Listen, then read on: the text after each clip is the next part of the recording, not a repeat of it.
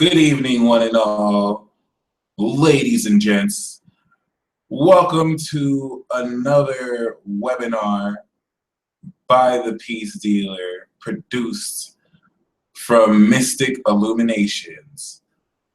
First and foremost, I'd really just like to express my gratitude and thanks for all of you who have really supported me.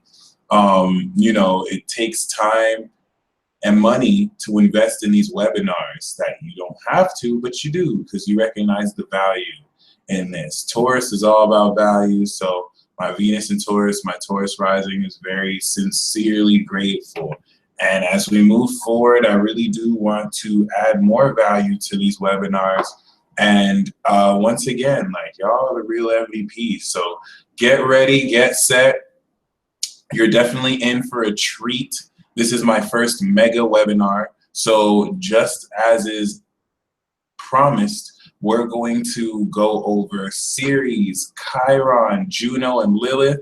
Shout out to those of you in the live chat ready to definitely partake in some very cool information and knowledge about these asteroids. And in this case, they're all goddess asteroids. Save Chiron, which is the legendary centaur we all love / hate, but really, we will grow to love once you really understand its purpose. So regardless, one of the things that we're going to really go over in this webinar, we're going to cover the significance of really knowing asteroids, or really experiencing asteroids in the chart. And then also we'll go over a bit of the mythology. Then we're going to cover the effect and influence that these asteroids have through all the 12 zodiac signs and houses.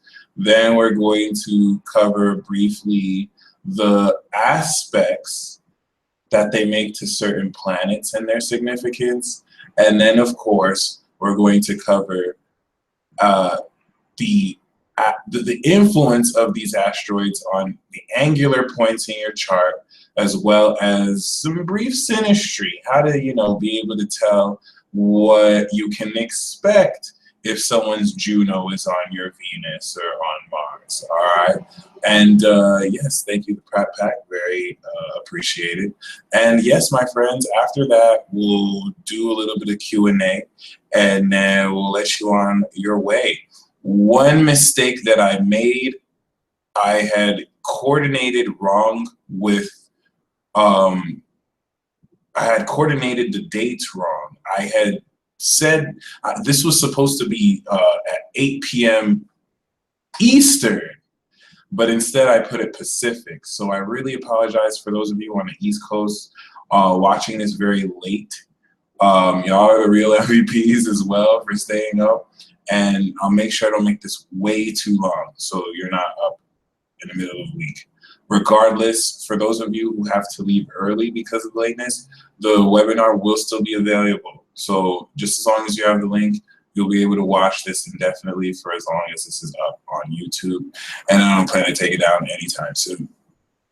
That being said, I've prepared a pretty cool PowerPoint presentation just so we have some decent visuals and you're able to kind of see into the vision, if at all, of what I'm saying. That being said, welcome. Oops. Welcome to the Mega Asteroid webinar.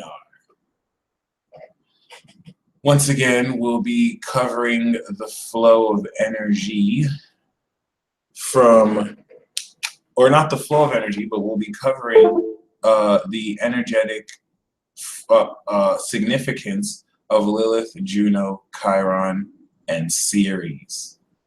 These 4 asteroids I chose because not only is it very important to gain a great awareness of how these asteroids work, and let me just make sure you guys are seeing this right. All right, cool. So yeah, not only is this is the significance of these four as powerful as personal planets, but just knowing at full length what these asteroids do will really add a profound extra dimension to your understanding of certain archetypal themes that play out in your life.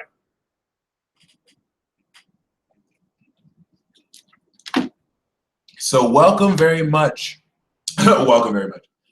Welcome to this mega asteroid webinar once again. And we're going to start this by uncovering the importance of asteroids in astrology.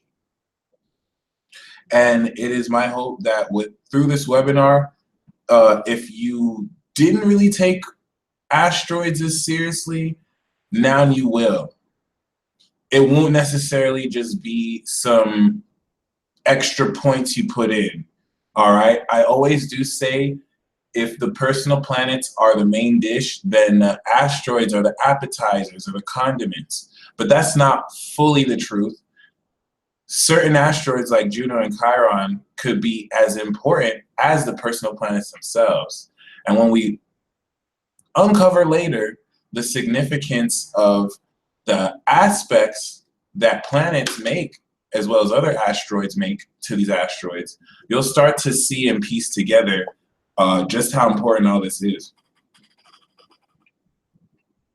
So why asteroids are important, especially these ones, if you look at the way astrology has been interpreted, and one thing about astrology is that the interpretation of planets and orbs and signs have much to do with where we are as a collective. It has much to do with how we integrate social themes and experiences into our day-to-day reality. So coming out of the 50s, coming out of, you know, this older age that was limited in thought, the influence of patriarchy is very much so influenced in astrology. A lot of the planets are very masculine. The only representatives of the divine feminine in the personal are really the moon and Venus, where the moon is going to uncover one's emotional soul level expression, and Venus is going to uncover love. And I put that in quotes because as we go into Juno, you'll start to see the difference. It really limited the woman or the female or the feminine in what, you know, they could do. It's either they're just emotional or they're just loving beings, but there's so much more. You know, planets like Mars, Sun, Mercury are masculine, Jupiter, but, you know, even Neptune, Saturn, Pluto, these were given more masculine energies. I personally believe Neptune and Pluto and Saturn are feminine, especially because they rule feminine signs. And as we're evolving in astrology, we're starting to see the more, not ambidextrous, but the more, you know, dual gender or dual sexual energies, or rather, what's that word? Androgynous qualities of these outer planets. But the really cool thing about these asteroids, Lilith, Juno, Ceres, these are strictly feminine. And as you really incorporate more of these asteroids into your chart, you're bringing in and balancing out more of the feminine side of astrology. Even Chiron, that's very much so a male centaur, carries with it its own feminine energies. So there's so much asteroids, so many asteroids. I mean, just look at the asteroid belt. But these four will give you a great foundation in understanding your chart so much better. Especially for those of you who are familiar with my Lilith series on the channel, you're going to see me borrow on some of these elements. The next asteroid I'm going to do is the Chiron series. So keep this in mind and stay tuned for that as I finish the moon sign series.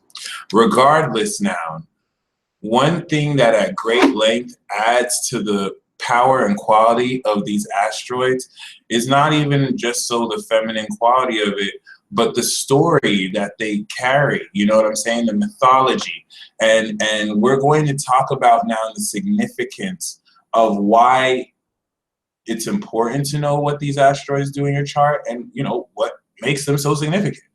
The mythology is shaky, and by shaky, we're tracking a lot of the Roman / Greek counterparts where most of these asteroids get their name. But you want to think, even before the Greco-Roman influence, there was the Egyptian influence, and even before the Dogons understood astrology, even before human beings put a name to these energies, they still existed.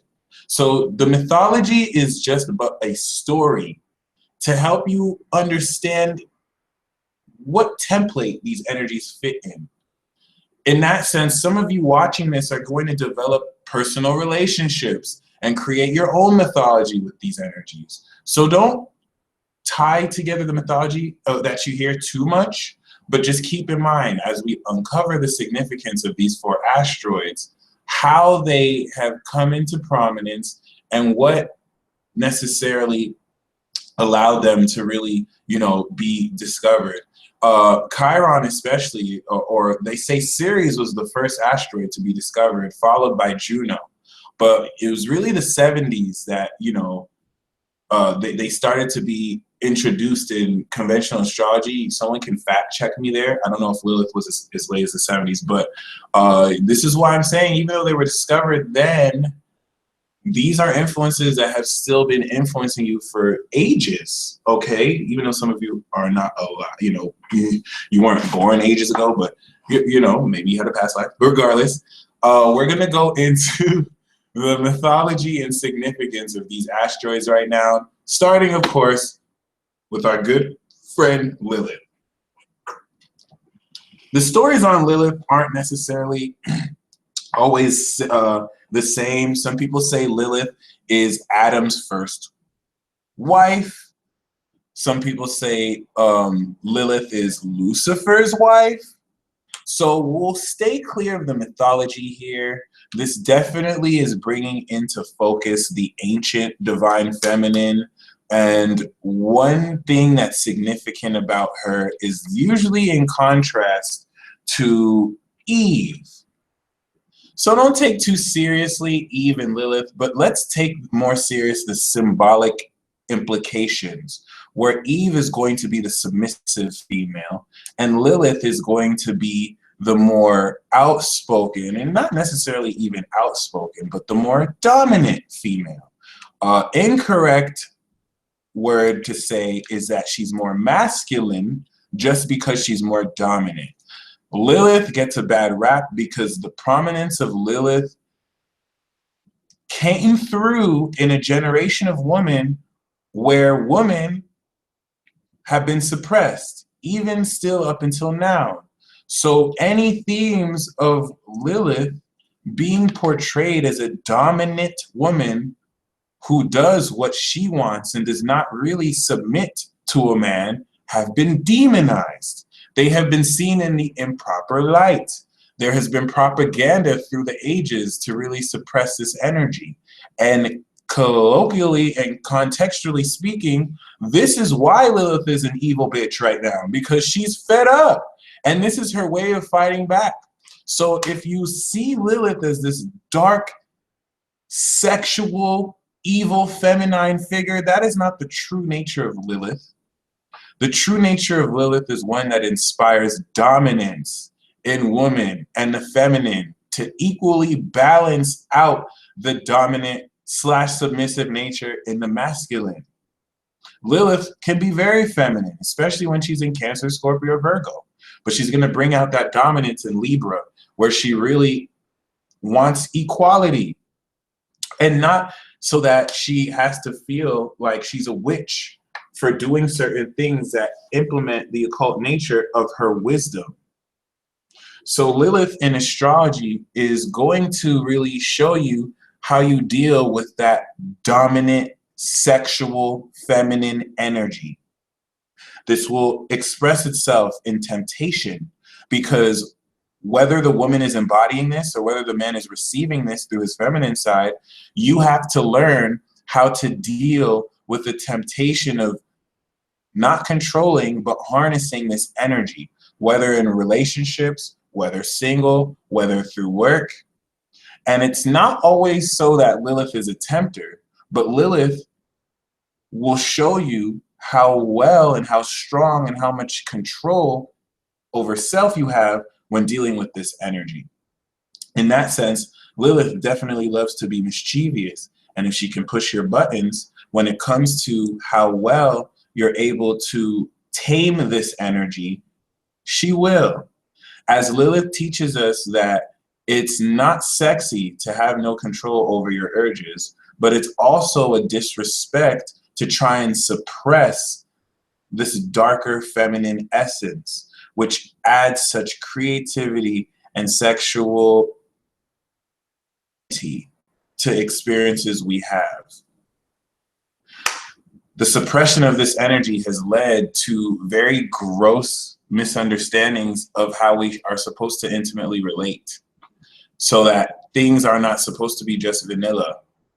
But the dark implications of the suppression also lead to a lack of control. We'll go over more so how she expresses herself in the signs and houses moving forward. Juno! Juno is one of my favorite asteroids, and she's very underestimated. And in this generation, Juno has huge prominence because she's making a comeback. Juno is misunderstood because marriage is misunderstood. And the mythology of Juno is this is Jupiter's wife. She represents the feminine pantheon of the Greco-Roman culture that really has much to do with marriage, but more so commitment. So in astrology, it's very important to look at how Juno aspects your Venus, because people call Venus love, but if you want commitment in relationships, you need to look at Juno. This is the #1 significance of Juno, okay? Venus in your chart is going to show you what conditions need to be made so that you can feel more sexual. People think Mars is a sexual planet. Venus is even more sexual. Mars is more masculine sexuality. Venus is feminine sexuality. That's why when Venus and Mars get together, masculine and feminine sexuality, it's an explosion. In the chart, if you want to look for sexual affairs, sexual compatibility, if you want to look for tastes in romance, romantic love, you're going to look at Venus, Mars, you're going to look at Venus. But once you start to look at the commitment, once two people now start to be like, okay, we have all this love for each other, but are we willing to commit? What do we want to make out of this? You have to look to Juno. Juno is so legit, she will even let you time when you're going to get married. And like I'll speak on, you have to look at Juno, progressed Juno aspects, transiting Juno aspects, and progressed aspects to Juno as well. A great example of this is Britney Spears. Britney Spears is a Sagittarius, and she has Uranus and Juno in Sagittarius. And when Juno progressed over her sun, this is when she started to get married. But the influence of Uranus, as we'll talk about with aspects, led to her getting married out of the blue, all of a sudden. So this is how important Juno is. Some of you don't even like marriage. Well, you better talk to Juno, because Juno's going to let you know how you're going to be able to commit to certain things in life. And one thing Juno teaches is it doesn't matter how powerful you are, it doesn't matter how magical you are, it doesn't matter how much you have. If you can't commit to your family, your job, to certain important things in your life, then you're not really going to succeed.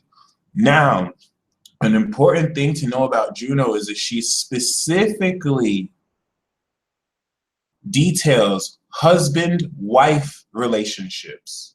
So for any of you people who are homosexual watching this, I would really love your feedback in the comments below about how you personally experience relationships with Juno and how this really affects the partners that you attract. And come along with me as we talk about her influence in the signs and houses so that you can really see how this dynamic influences you as well. Regardless of your sexual orientation, Juno is going to really map out the importance of marriage and commitment. What is necessary for you to feel like you can commit in a relationship with someone and to feel like you actually have the onus of staying in that relationship. We all know in mythology, Zeus was a man whore, okay? So Jupiter constantly cheated on Juno. And this, when we cover harsh aspects or certain conditions, will also key into infidelity and betrayal in relationships. But this will be more so aspect heavy. Regardless, the significance of Juno in astrology is 100% responsible for having you know what your marriage life is going to be, what kind of marriage you're going to have if you even decide to get married. Very important, very amazing information. She's one of my favorite asteroids for a reason, okay? And when we now move on to Chiron, we're very familiar with Chiron. He gets the nickname the Wounded Healer. Chiron is a centaur asteroid, and was one of the first centaur asteroids to be discovered by scientists, I think around the 70s. Someone may want to fact check me on that. As you can see, he's a super badass centaur. Shout out to the badass Sagittarius centaurs in the building watching me live. Chiron is definitely very underestimated. I was one of the ones who underestimated it a lot too. Chiron, at one length, is very much so a healer. But I don't want to portray Chiron as a healer because Chiron is really more so a mediator. Chiron is a transmuter, and the healing that he does is through this transmutation. This is a trans-Saturnian planet in that its orbit, the weird orbit it makes around the sun, is in between Saturn and Uranus. Chiron is now a facilitator, a magical transmutator of the material manifestations and limitations that we bring with Saturn and the lessons we learn from karma into the unique radical quantum evolution of our beings as we ascend out of this matrix. Chiron is actually your key. That's why it's shaped like a key. And I mean, you see his abs? Dude's sexy. No homo, I'm being real. Like Chiron will hook you up. And the reason why Chiron is a healer is in order for us to transmute our karmic limitations into the ascension into our quantum selves, means that we have to heal from deep-seated issues. The mythology of Chiron, of course, speaks to how he himself was wounded and how, as a wounded healer, he never really healed from what he was wounded from, but by healing others, he was able to gain great insight into how he can really move. And this is very true. Like, Chiron teaches you how you have to really heal through the pain. I know someone with the moon on Chiron in the 12th in Leo, and she grew up with, she developed back pain in her life. And if she didn't have that back pain, she wouldn't really know how to empathize with people who have that. That's an influence of Chiron, all right? Chiron's going to, through pain or challenge, help you realize and empathize with others in similar situations. But once again, it's going to really help you quantum heal your situation. But the thing with Chiron is you're not trying to heal it for good. You're just trying to really heal through the pain. And it doesn't always have to be pain, which is why I don't always want to call Chiron the wounded one. I feel like Chiron has been misunderstood. I feel like Chiron is more of a magi who once again transmutes energy for you. So wherever Chiron is in your chart, it's your key to ascension and transmuting the energy and the sign that it's in and the house where it plays out, so that you can use this key in any situation you're in to take pain, to take negativity, to take karmic limitations and shift it into the quantum ascension, evolved state that you possess and is possible.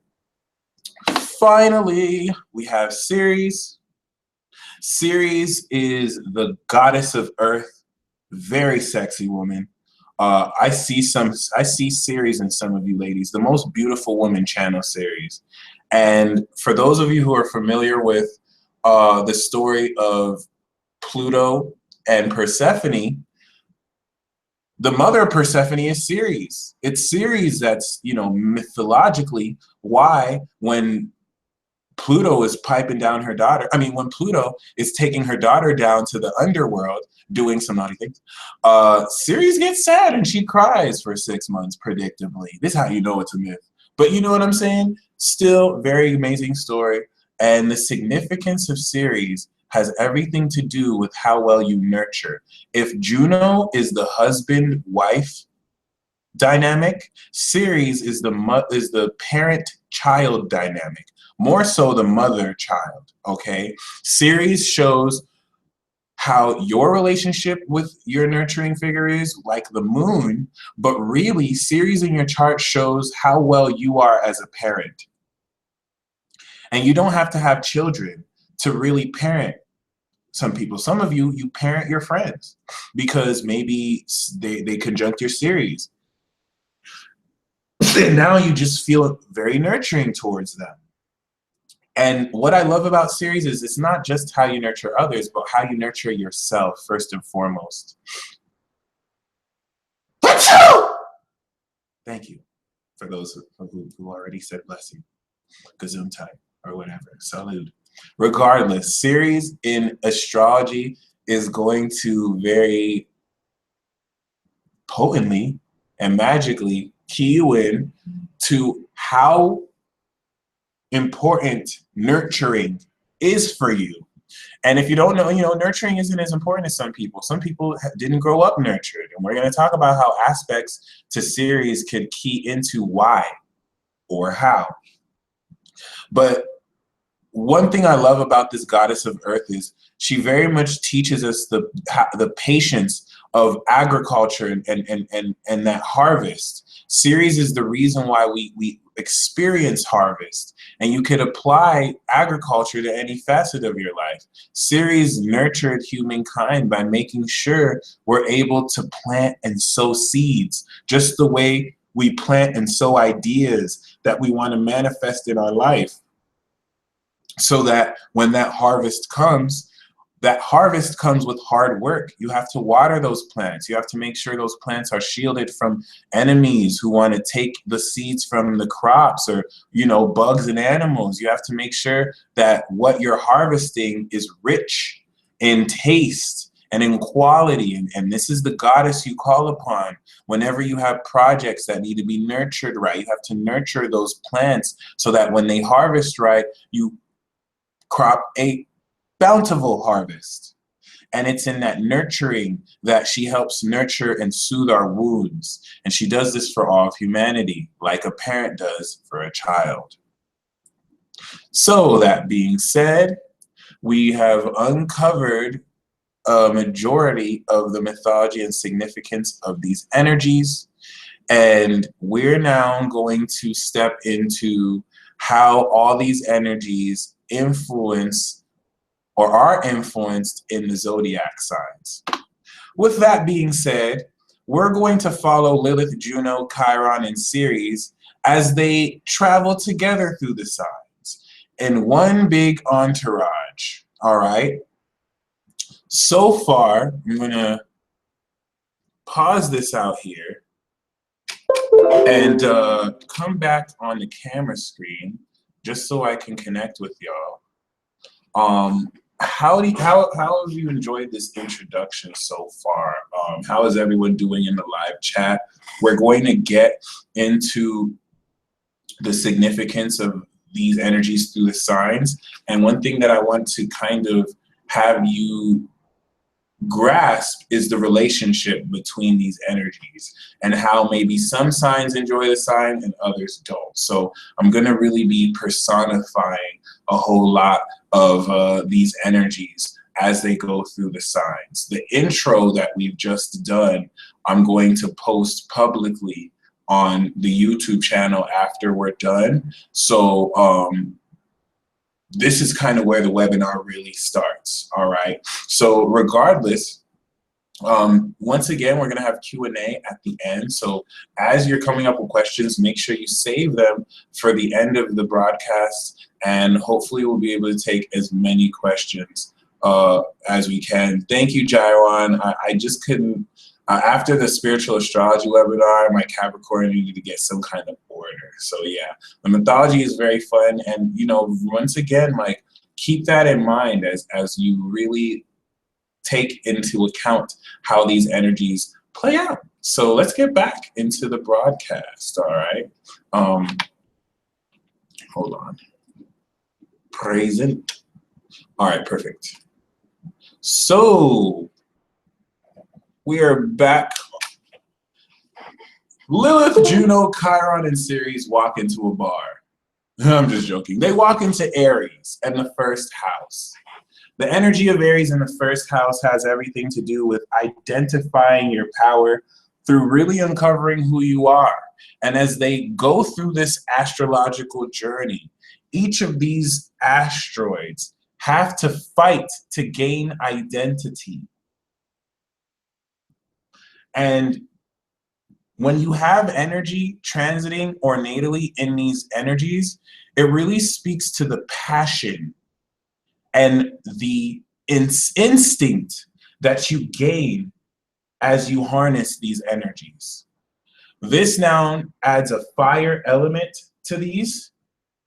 Lilith does quite passionate here. Ceres and Juno might not do so well. Chiron will go through the most sensitive pain. Not really the most, but definitely sensitive, depending on how patient the native is. But as these energies course through Aries, what you're going to find is that these asteroids give you a powerful ability to harness the power of these asteroids through the expression of who you are and yourself. Lilith in Aries especially is going to add a forceful dynamic and element to how raw and instinctually you could rebelliously express the deep sexual energy that one has, especially for women who will embody this, all right? Lilith in Aries is going to very profoundly add a very raw sense of sex appeal to one's persona. But the reason why Lilith is more, you know, involved with the passionate sexuality is just due to it being in a fire sign, less because it's Lilith. In that sense, the fire element will add sexuality to all these asteroids. And the raw instinctual nature of Lilith will tend to add a flare and a fire you can palpably feel with the energy that entices those to also be more passionate. In that sense, Chiron and Aries as well will indicate somebody who is very much so aware of how what they do impacts how they're received. And what the Chiron and Aries individual has to heal in this lifetime is the courage to be original, where anytime you express individuality, it comes with some rejection or with some pain. Chiron this is what makes this a challenging position, because you have to fight past that pain to still express who you are. Chiron in the first house especially can lend for people to be bullied, because this is going to force the native to really heal through their personality. One thing I love about Chiron is it's very reflexive. It really shows where you heal others and make others feel empowered. And that says Chiron and Aries in the first house is an empowering position because you make people feel more empowered to be themselves by remembering that vulnerability that comes with it being naked and expressing who you originally are. It could also lead to some deformities with the first house aspect or having to deal with some wounds from the head. Lilith in the first house is going to have one embody the sexual energy and really make someone quite dominant or attract such figures. As we move into Juno now, one thing that's cool about Juno and Aries in the first house has much to do with the freedom and the originality that comes with the uniqueness of marriage contracts, especially the first house influence. You're going to want, someone with this position is going to want to be in a marriage that really honors who they are. Not to say that it's inherently self-centered, but this first house Aries energy is going to add an excitement, and you're willing to commit to relationships and experiences that bring out your individuality and also generate a lot of activity. People with Juno and Aries can't necessarily be in boring unions. It's going to be hard for them to commit to something like that. But if it's dynamic, if it's action oriented, you're going to see them through the actions, you know, really stick with it. In that sense, Juno and cardinal signs, the more you speak with your actions, especially in Aries, the better. And the first house influence with Juno, once again, is going to have you commit to people who actually have a persona and personality. Similar to 10th house or Cap or Leo, you're going to really commit to someone who already has a standing socially, but more so just has a strong sense of self and affirms the strong sense of self within you. Ceres, oh, and another thing, with Juno and Aries, what's important is for there to be independence in the relationship. So relationships that don't allow for the native to be independent and have their own space, it'll be very hard for them to commit to something like that. And when it comes to Ceres now, people with Ceres and Aries really encourage people to be their own person. This is a bit of a tough love aspect where you may express your nurturing through being hard on someone. You may not be as patient with the way you take care of others, but it will also key in to the belief you have in who other people are. And one thing that Ceres and Aries is good at nurturing others is to really bring out their true selves, especially more so in the first house. Women, or even men with Lilith, Juno, Chiron, and Ceres in the first house are now instruments of these energies. And they embody these instruments and energies, they embody these energies through their personality. Women especially will become Lilith, Juno, or Ceres if this is on their sun or rising. But we'll get more into that once we get to the aspects. So once we move into Taurus in the second house, Lilith, Juno, Chiron, and Ceres have now understood at great length who they are and the strengths and weaknesses that come from what power that they express. Now they're really in the bar drinking wine, and you know, they're really uncovering the value of you know, who they are and what stability they can gain with the power and strength of their identity. You'll find that Juno and Ceres does well here, and maybe so even Chiron. Lilith can do well here if she's not too suppressed by the traditional nature of these energies. So when Lilith is in Taurus, or the second house, you find that she's able to ground a lot of this sexual energy quite sensually.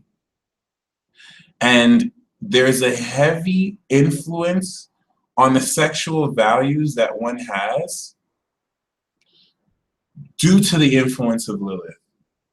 Lilith is going to really dominate more so how one manifests here in Taurus and make more erotic the nature of what is manifested, especially seen here in the second house. A lot of people with sex toys have Lilith in the second, or who are very open to fetishes. Most of this is usually done out of rebellion, and the dark side of this is if one is too judgmental, it could suppress that Lilith energy. But Lilith in these energies, Taurus in the second, definitely refine one's sensual vibrations to make even dark and deep one's touch, to where this could be a great source of temptation to many. But remember, Lilith isn't necessarily a temptress. Lilith just wants to make sure the values, especially in this sign and house, that you develop are more aligned to who you uniquely are and not who you think you're supposed to be. Juno especially will now bring in the influence of an arranged marriage, because when we talk about commitment, one thing that's important to keep in mind is marriage is a tool that most families use to keep the money in the family, or to keep the tradition or heritage in the family. And this is seen very powerfully in Taurus or the second house. People with Juno and Taurus need to have some financial stability or security, or they will not commit to the relationship. If there isn't any prevalence or awareness to show that one knows the value of the dollar or really values anything, someone with Juno in this sign is going to feel very uncomfortable committing to you or to that person, especially in the second house that takes into account family values and traditions. Juno in the second house could actually lead to divorce settlements being a whole lot. But the good thing with Juno in the second in Taurus is this energy could really make for you to marry into a very wealthy family, or one that has, once again, rich values. One thing that's cool about Juno in this sign and house is that it makes more real and concrete the whole process of commitment, to where tangible and physical items are very much so involved. This is where the ring is going to be more symbolic than when it's in, say, Gemini, which is more conceptual. Chiron now in these energies are going to heal very profoundly the self-esteem and value one has. I personally have this in Cancer, but in the second house. So Chiron in Taurus will really allow you to ground out these healing vibrations to where, I always say with Chiron, it has much to do with, you know, laying hands or transmuting, but Chiron in Taurus is going to really take those who may get frazzled or off their center and ground them and bring them back to a foundation.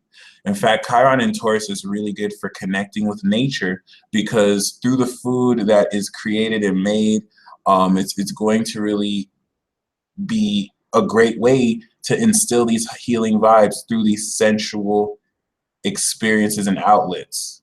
Chiron in Taurus especially makes for one's taste buds to be quite scintillating. But once again, borrowing on that second house theme, the lesson here is being valued and really, you know, uncovering wounds that come from not really being respected or valued enough, and sometimes feeling like you're just not valuable at all. So what really is great about this is it helps you heal this in others as well, and it really helps you attract those who also have self-esteem issues that need to be healed, so that they can mirror this within you. Ceres is going to be similar to Chiron here, and where that's what she's going to nurture.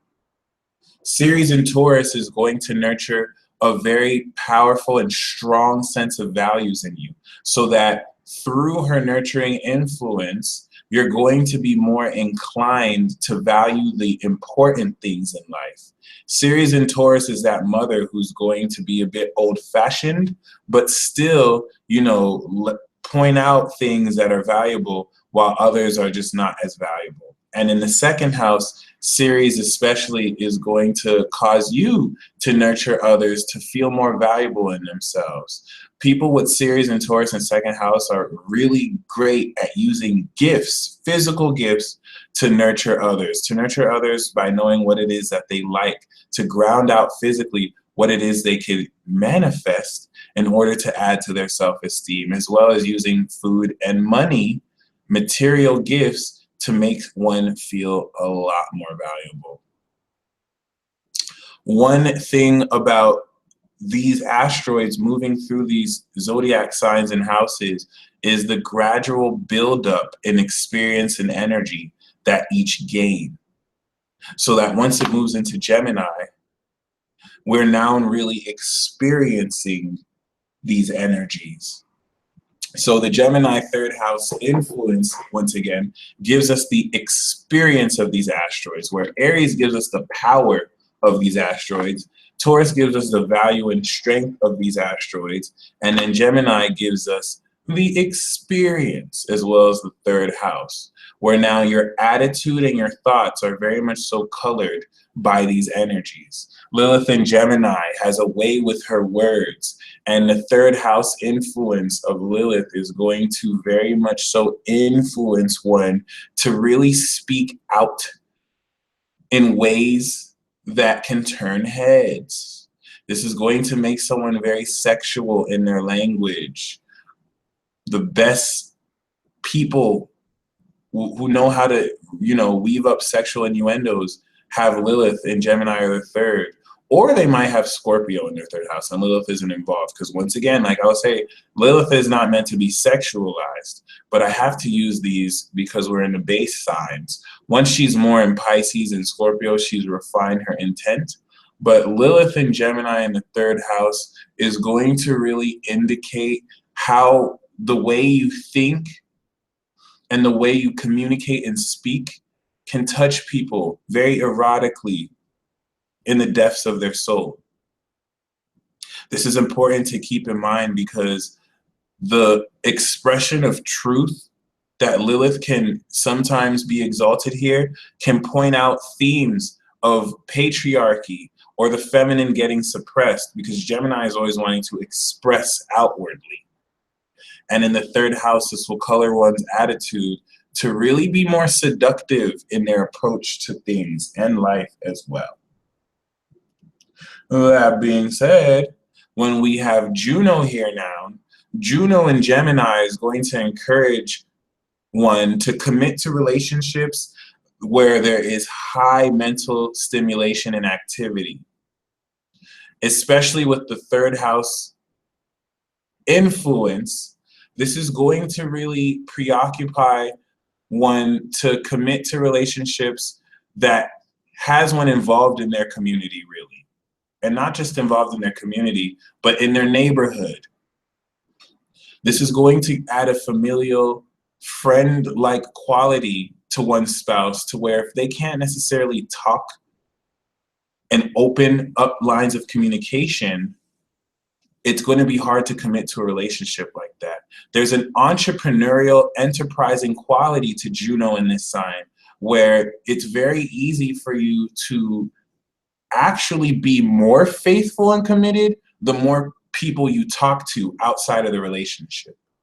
So one cool thing about Juno in the third and Gemini is that it can lend to one being in a polyamorous relationship, but actually, if you want to be more faithful, if you're in a monogamous relationship, you have to talk to other people, not romantically. Like, you have to have other people you talk to in a friend level or almost flirtatiously, so that when you come back to your partner, you have more to talk to that person about. This isn't really to do so because of, the need to share oneself, but because that Gemini third house energy needs to express its wit and connect ideas with others. So you'll find that the experience of commitment here is made more so in truth, where Juno will pursue relationships and commitments that are truthful and allow one to stand in their truth. The influence of Chiron will have a lot to do with this generational influence of really being comfortable with expressing one's thoughts. Nicki Minaj, Drake, people born in the late 80s, they all have this. I didn't mean to use those entertainers as examples, but really listen to their music and how they channel this Chiron and Gemini energy. Especially the third house, which will heal how one expresses their message. Chiron and Gemini may not be as outspoken because they have to heal the confidence that comes from expressing their ideas. Chiron and Gemini especially could have certain mental issues that come from being psychologically mindfucked, or just not really acknowledged when they say things, which is like suffocating for this energy. So you'll find Chiron in the third house or Gemini make great psychologists. They're people who can heal with their words and will heal you on a mental level.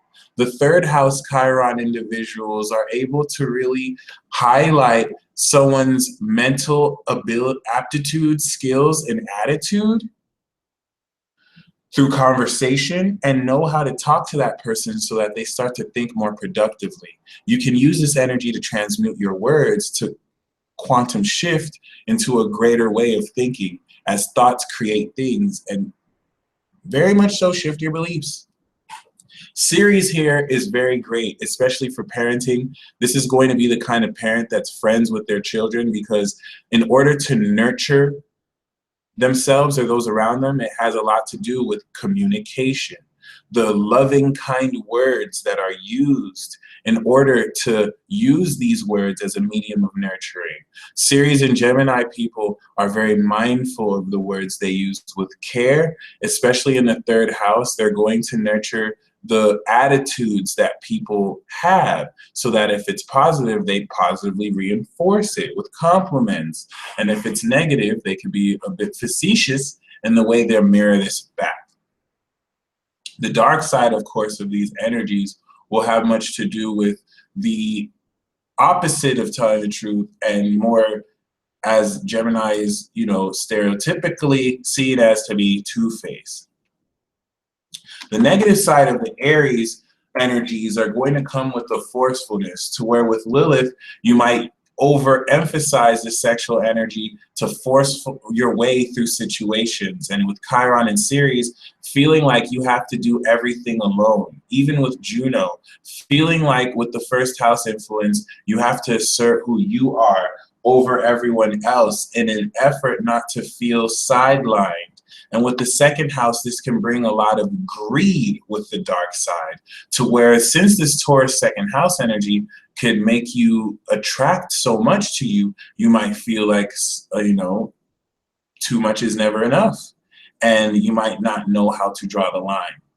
So as we move forward to Cancer, and we now shift to the second quadrant of these energies, one very important thing happens to these asteroids. They start to gain a special quality of power. Where the first power was in Aries, the second special quality of power comes in Cancer, where all these asteroids now develop psychic and emotional empathy to be able to now take the first quadrant of personal private awareness and integrate it down into the outer, where you now start to care for others. Lilith in Cancer is really tricky. At its negative, this can make someone who has a hatred for women, whether they're a woman or man, because Lilith in Cancer can be very suppressed, but it's going to fine-tune one's eroticism and deep sexual dominance in an emotionally intimate way that has one project those vibes sexually, to where you can feel it and relish and almost drown in it. And with the fourth house influence of Lilith, this could really bring molestation by certain family members, because when you mix the sexual energy with the home, it doesn't always express itself quite purely. But what Lilith in the fourth house will actually do is make very clear and aware in some aspects how deeply and private one hides and suppresses this. Because one thing about the fourth house is it's private, where the opposite, the 10th, is public. So if a woman or even a man has their Lilith in the fourth house, they a freak. Can you say freaky? They're very freaky. And they hide this aspect of themselves until they're comfortable enough to bring this out of their shells. And then they get very dominant. In that sense, Juno as well doesn't so much keep a private aspect of this, but really influences the level of one's commitment by how involved in family affairs one is.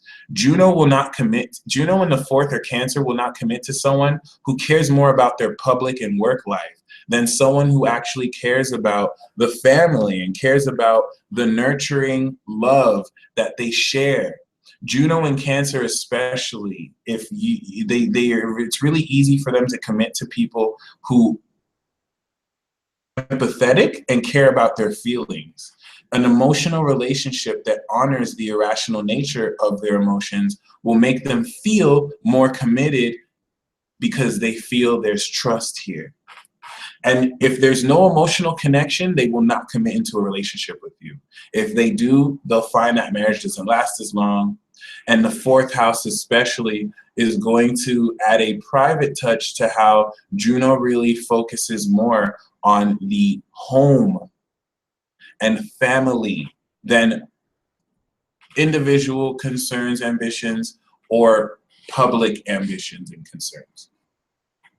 It's a very good position for Juno, actually, and Ceres especially. I have Ceres in Cancer. Chiron here in Cancer is going to deal with emotional or even some wounds that need to be healed. The key to Chiron in Cancer is acknowledging these emotions and transmuting down the limitations of how you feel into a more empowered way of how you feel. Chiron here will actually transmute how you feel so that you can feel more empowered, but also so that you could heal very emotionally. And just like this is the fourth element, where Aries heals passionately, Taurus heals sensually, Gemini heals mentally, Chiron and Cancer make great healers because they can emotionally heal people in traumatic places. You start to feel much better and comfortable around a Chiron and Cancer. But the same comfort can be used to manipulate you emotionally because they can disarm you with that. So there's a dark and light side. And this is where Ceres works great. At its worst, Ceres in this house can use its nurturing over you to shelter you and be overprotective and keep you in that shell. But Ceres in Cancer and fourth adds a deep element of nurturing. And similar to Taurus, these people will feed you. They'll make you feel coddled. They'll make you feel comfortable to be yourself. Ceres in the fourth especially will add a safe haven to where you can definitely leave certain private issues to this nurturing influence. So if you're a parent with this position, this is really good for having your children feel very comfortable around you. And once again, this could also be seen as overprotectiveness if not done balanced, but this is still a very deep and powerful position for Ceres, where she's able to dive to the depths of human emotion and really nurture how one feels so that they actually, you know, people with Ceres and Cancer, it's very easy for them to nurture their emotions, even if they're not the most rational, because they'll know they serve a place and there's loving, tender kindness that is applied to such feelings. And then we move more vibrantly into Leo. And once we do just that, we're now starting to enter a very amazing field of adding courage to the love. You know, you think Lilith and Aries is sexy. Lilith and Leo is even sexier. Lilith in the 5th house in Leo now takes this erotic expression of feminine dominance and expresses it for the world to see speculatively. She wants you to notice her brimming sexual aura. All right. The only reason why she gets sexual is because of the passion of fire here, to where she wants to exert her dominance like a porn star would, or like someone who is very serious about the expression of their heart. One thing that's not said much about Lilith and Leo or the 5th is this is where love gets introduced to her. And she can go very wild and crazy to proclaim the depths of her love, more so in Scorpio, but especially in Leo, once she is in this energy. Lilith in the 5th house people could find themselves doing vaudeville performances, or even some kind of, what do they call it, boudoir, I forgot, a lot of strippers, but not stripping as much as like the softcore version of this. And with Juno here, Juno is going to commit to someone who pays them the proper attention, not because they're an attention whore, but because there's an importance of acknowledging the heart expression of this energy. So the more vibrant, fun, and creative a relationship is, the more they're willing to commit to that. Juno in the 5th house is their outlet to really be very childlike in their expression, and it's going to really stimulate the birth of children. So it's hard for this person to commit if they know their partner doesn't want to have kids, or if they know their partner doesn't want to really indulge in any creative projects. That's the best way to get someone to commit to you with Juno in the 5th or Leo. Do something creative together, and they'll commit to that project, even if it's not a marriage or a relationship. As such, Juno in 5th or Leo really attracts people who are kind of known in society. Like, they want someone who has a bold presence out in the world.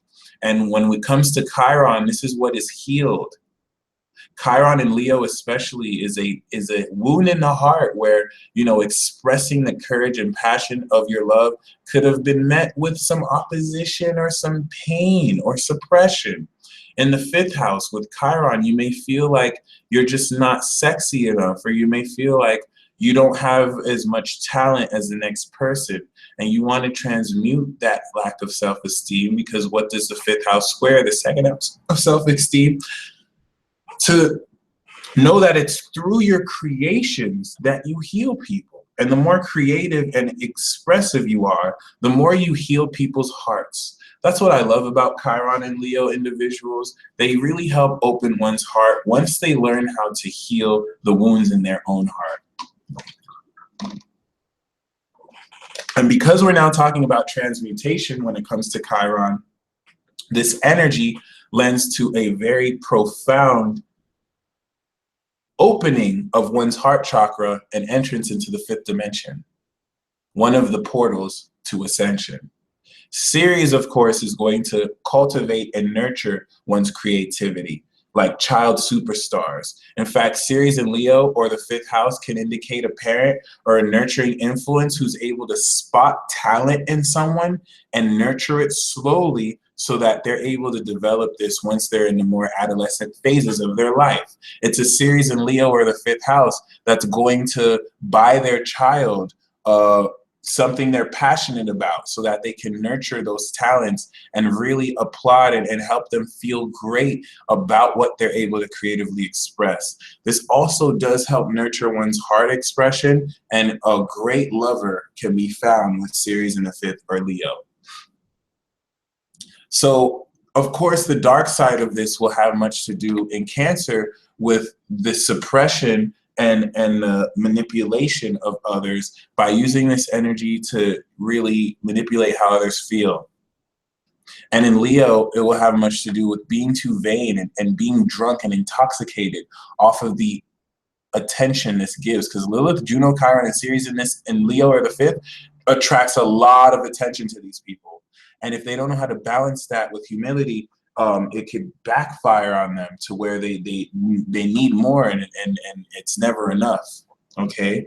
Next, of course, we go into Virgo, and the Virgoan sixth house quality of this definitely adds very much so the perfectionist nature of this energy. Lilith gets a little bit subdued in this sign because Lilith is really more concerned with expressing her dominant energy. She refines this very much so in Virgo. This eroticism is expressed in every part of her lifestyle and behavior when we bring in the sixth house element. As such, the way one works and the work one engages in will heavily influence how well Lilith is expressed or suppressed. And when it gets to Juno, this influence of perfectionism is only kind of increased, because it's not like you know, it could give the impression that if you're not perfect, this partner cannot commit to you. But if you don't necessarily live up to the greatest version of you can be, where you're on point, it's going to be hard for the Juno and Virgo or six to commit, because it's not so much that they need you to be perfect. The Virgo influence is going to make that person want to mold you into your perfection. They want to be a part of that process, especially with Chiron here too. So if you're not willing to necessarily be as serious, they're not going to be willing to be patient and commit to you. And not only does marriage have to be a perfect ideal, similar to Pisces, for the Juno and Virgo or sixth house, the marriage and commitment that they have has to integrate with the work they do. It has to be somewhat a part of their lifestyle, and which is, you know, a solid position now, because that's kind of the ideals for marriage. Marriage should be something that's part of your lifestyle. But if not, you know, if you and that Juno and Virgo or Juno in the sixth house have elements of your lifestyle that clash, they're not going to be willing to commit to you, because that's a lack of stability. It borrows on the Earth Taurus element as well, to where you really want to make sure you're in a position to very powerfully, you know, supplement the steps and decisions you make in your behavior with this grounded, logical energy. Although I will say Juno and six gives someone a committed behavior that they're willing to take in any context.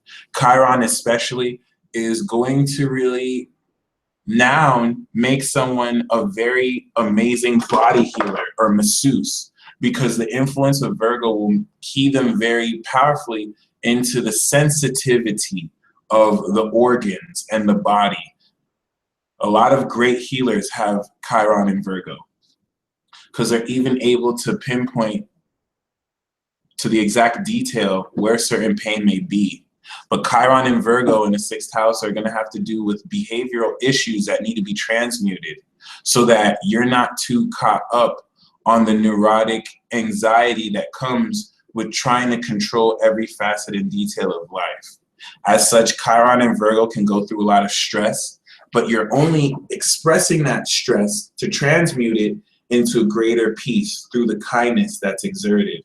As such, Lilith, Juno, Chiron, and especially Ceres expresses itself through service to others. All right, next to the seventh house of the other. Ceres does really well here. It's common to find people with Ceres and Virgo or sixth in food industries or service industries.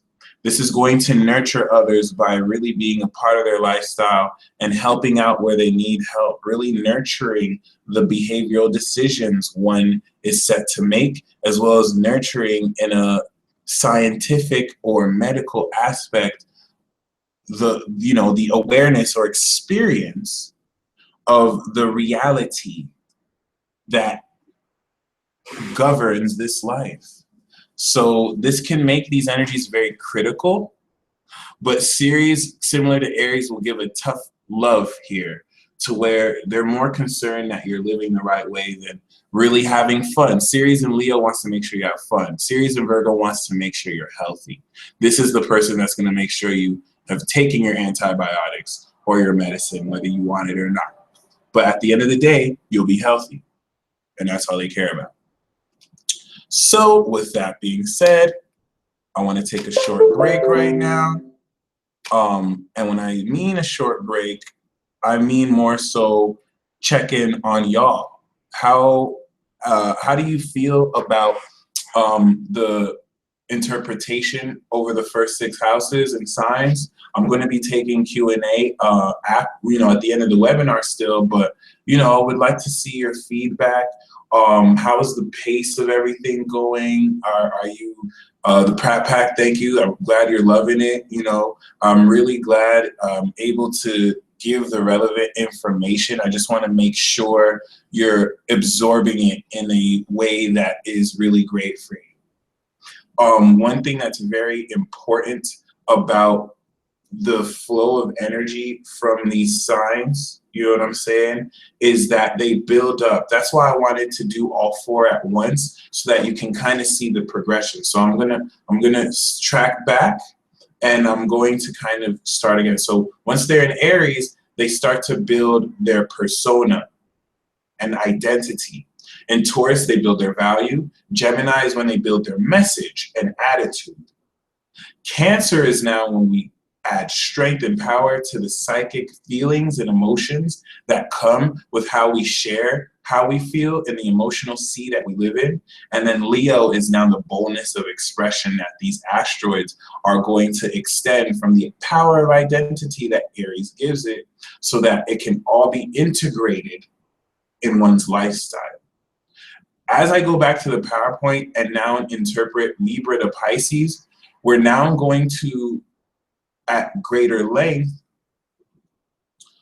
explain how the influence of these asteroids influence not only you, but other people. As from the 7th to the 12th house, we're dealing with influences that are more out of your control and have more to do with higher, big picture, higher minded existential concepts. And as such, this is going to be a lot more abstract, whereas Virgo is very literal. There's many places you can take these. Maggie Smith said no retrograde. I'm not really going to talk about the retrograde motion of these, because they're really, retrogrades aren't necessarily as important unless they're transiting, but the retrograde motion of these asteroids are going to talk more about what is being reviewed, what is kind of being glossed over, and what you're having to reevaluate in what they taught you while going direct. But because they're more so, some move so slowly, you really won't notice as much different as if it's direct, unless maybe you have like a direct conjunction to a natal planet. Good question. But regardless, thank you all for staying tuned, being patient, and enjoying this so far. And let's get on to the last part of the houses, which, we're going to see a quite profound shift on how potently these energies really express themselves. So now, as we shift into Libra, and the 7th house, this is now the power of the other person. The reason why this is powerful is you have to have the strength of Aries in the first. These 4 asteroids have to learn their power in the 1st house so that they can balance it with other people in the 7th. When any of these asteroids are in your 7th house, they very powerfully key you in to the type of people you attract. I personally have Lilith in the 7th. So the women that I attract in relationships are very dominant women, especially since it's in Sag. You know what I mean? It kind of adds this very erotic dominance in my relationship with even, other people. It's just how the energy is going to come to you and what you need to balance with in order to do that. Another importance of the 7th is how you take your individuality and express it outward as well.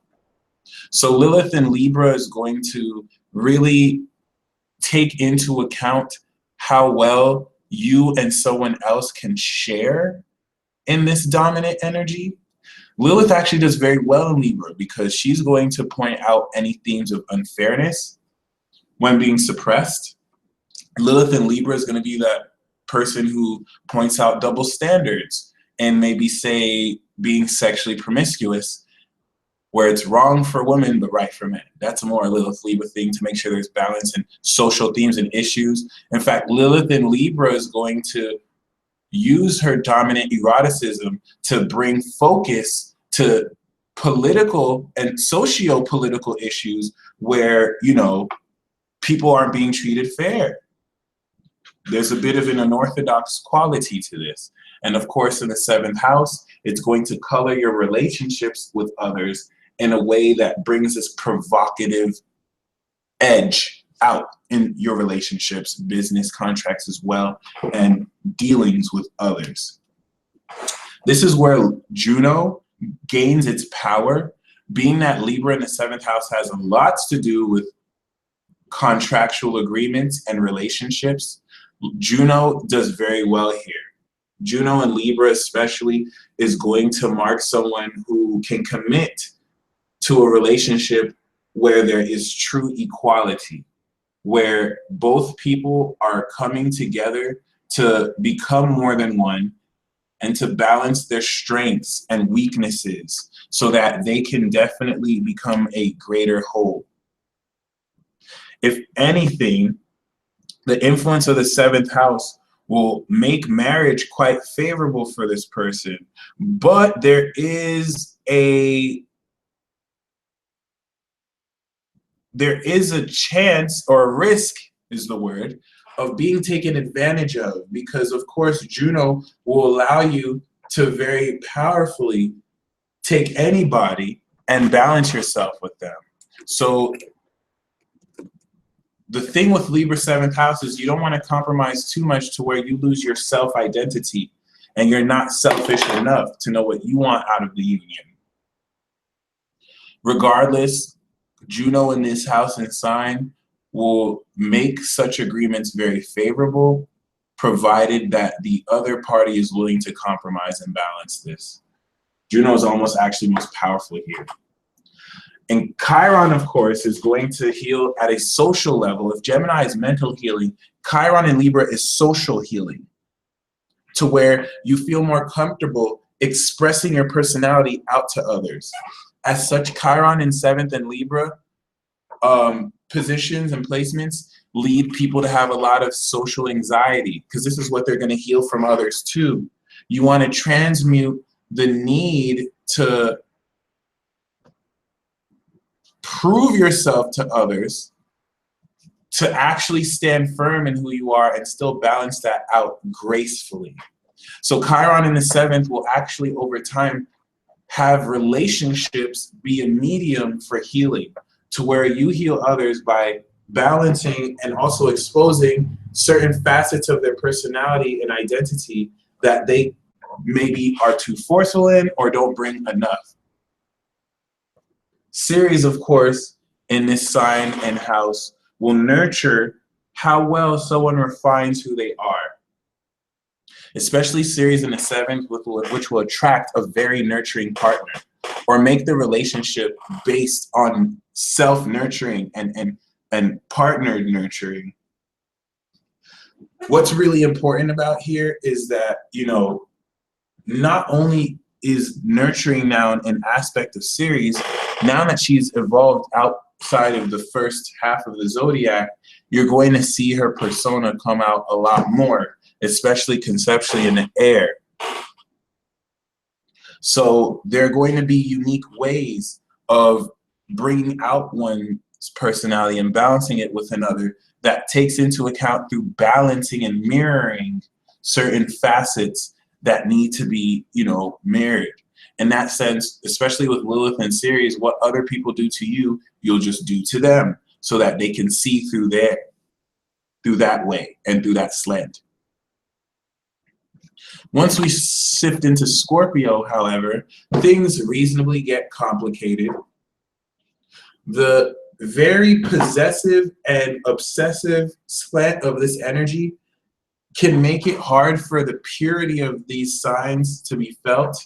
Lilith in Scorpio is actually one of the purest positions for it to be in, but the distortion of that purity can make it very evil, as to where you're now diving so deep psychologically into how the intimacy you effortlessly maintain with others is attracted to you. Lilith in Scorpio in the 8th has this hypnotic quality of diving deep into what can almost very sexually, passionately make someone desire another so powerfully. Usually this makes the native attract such desire from others.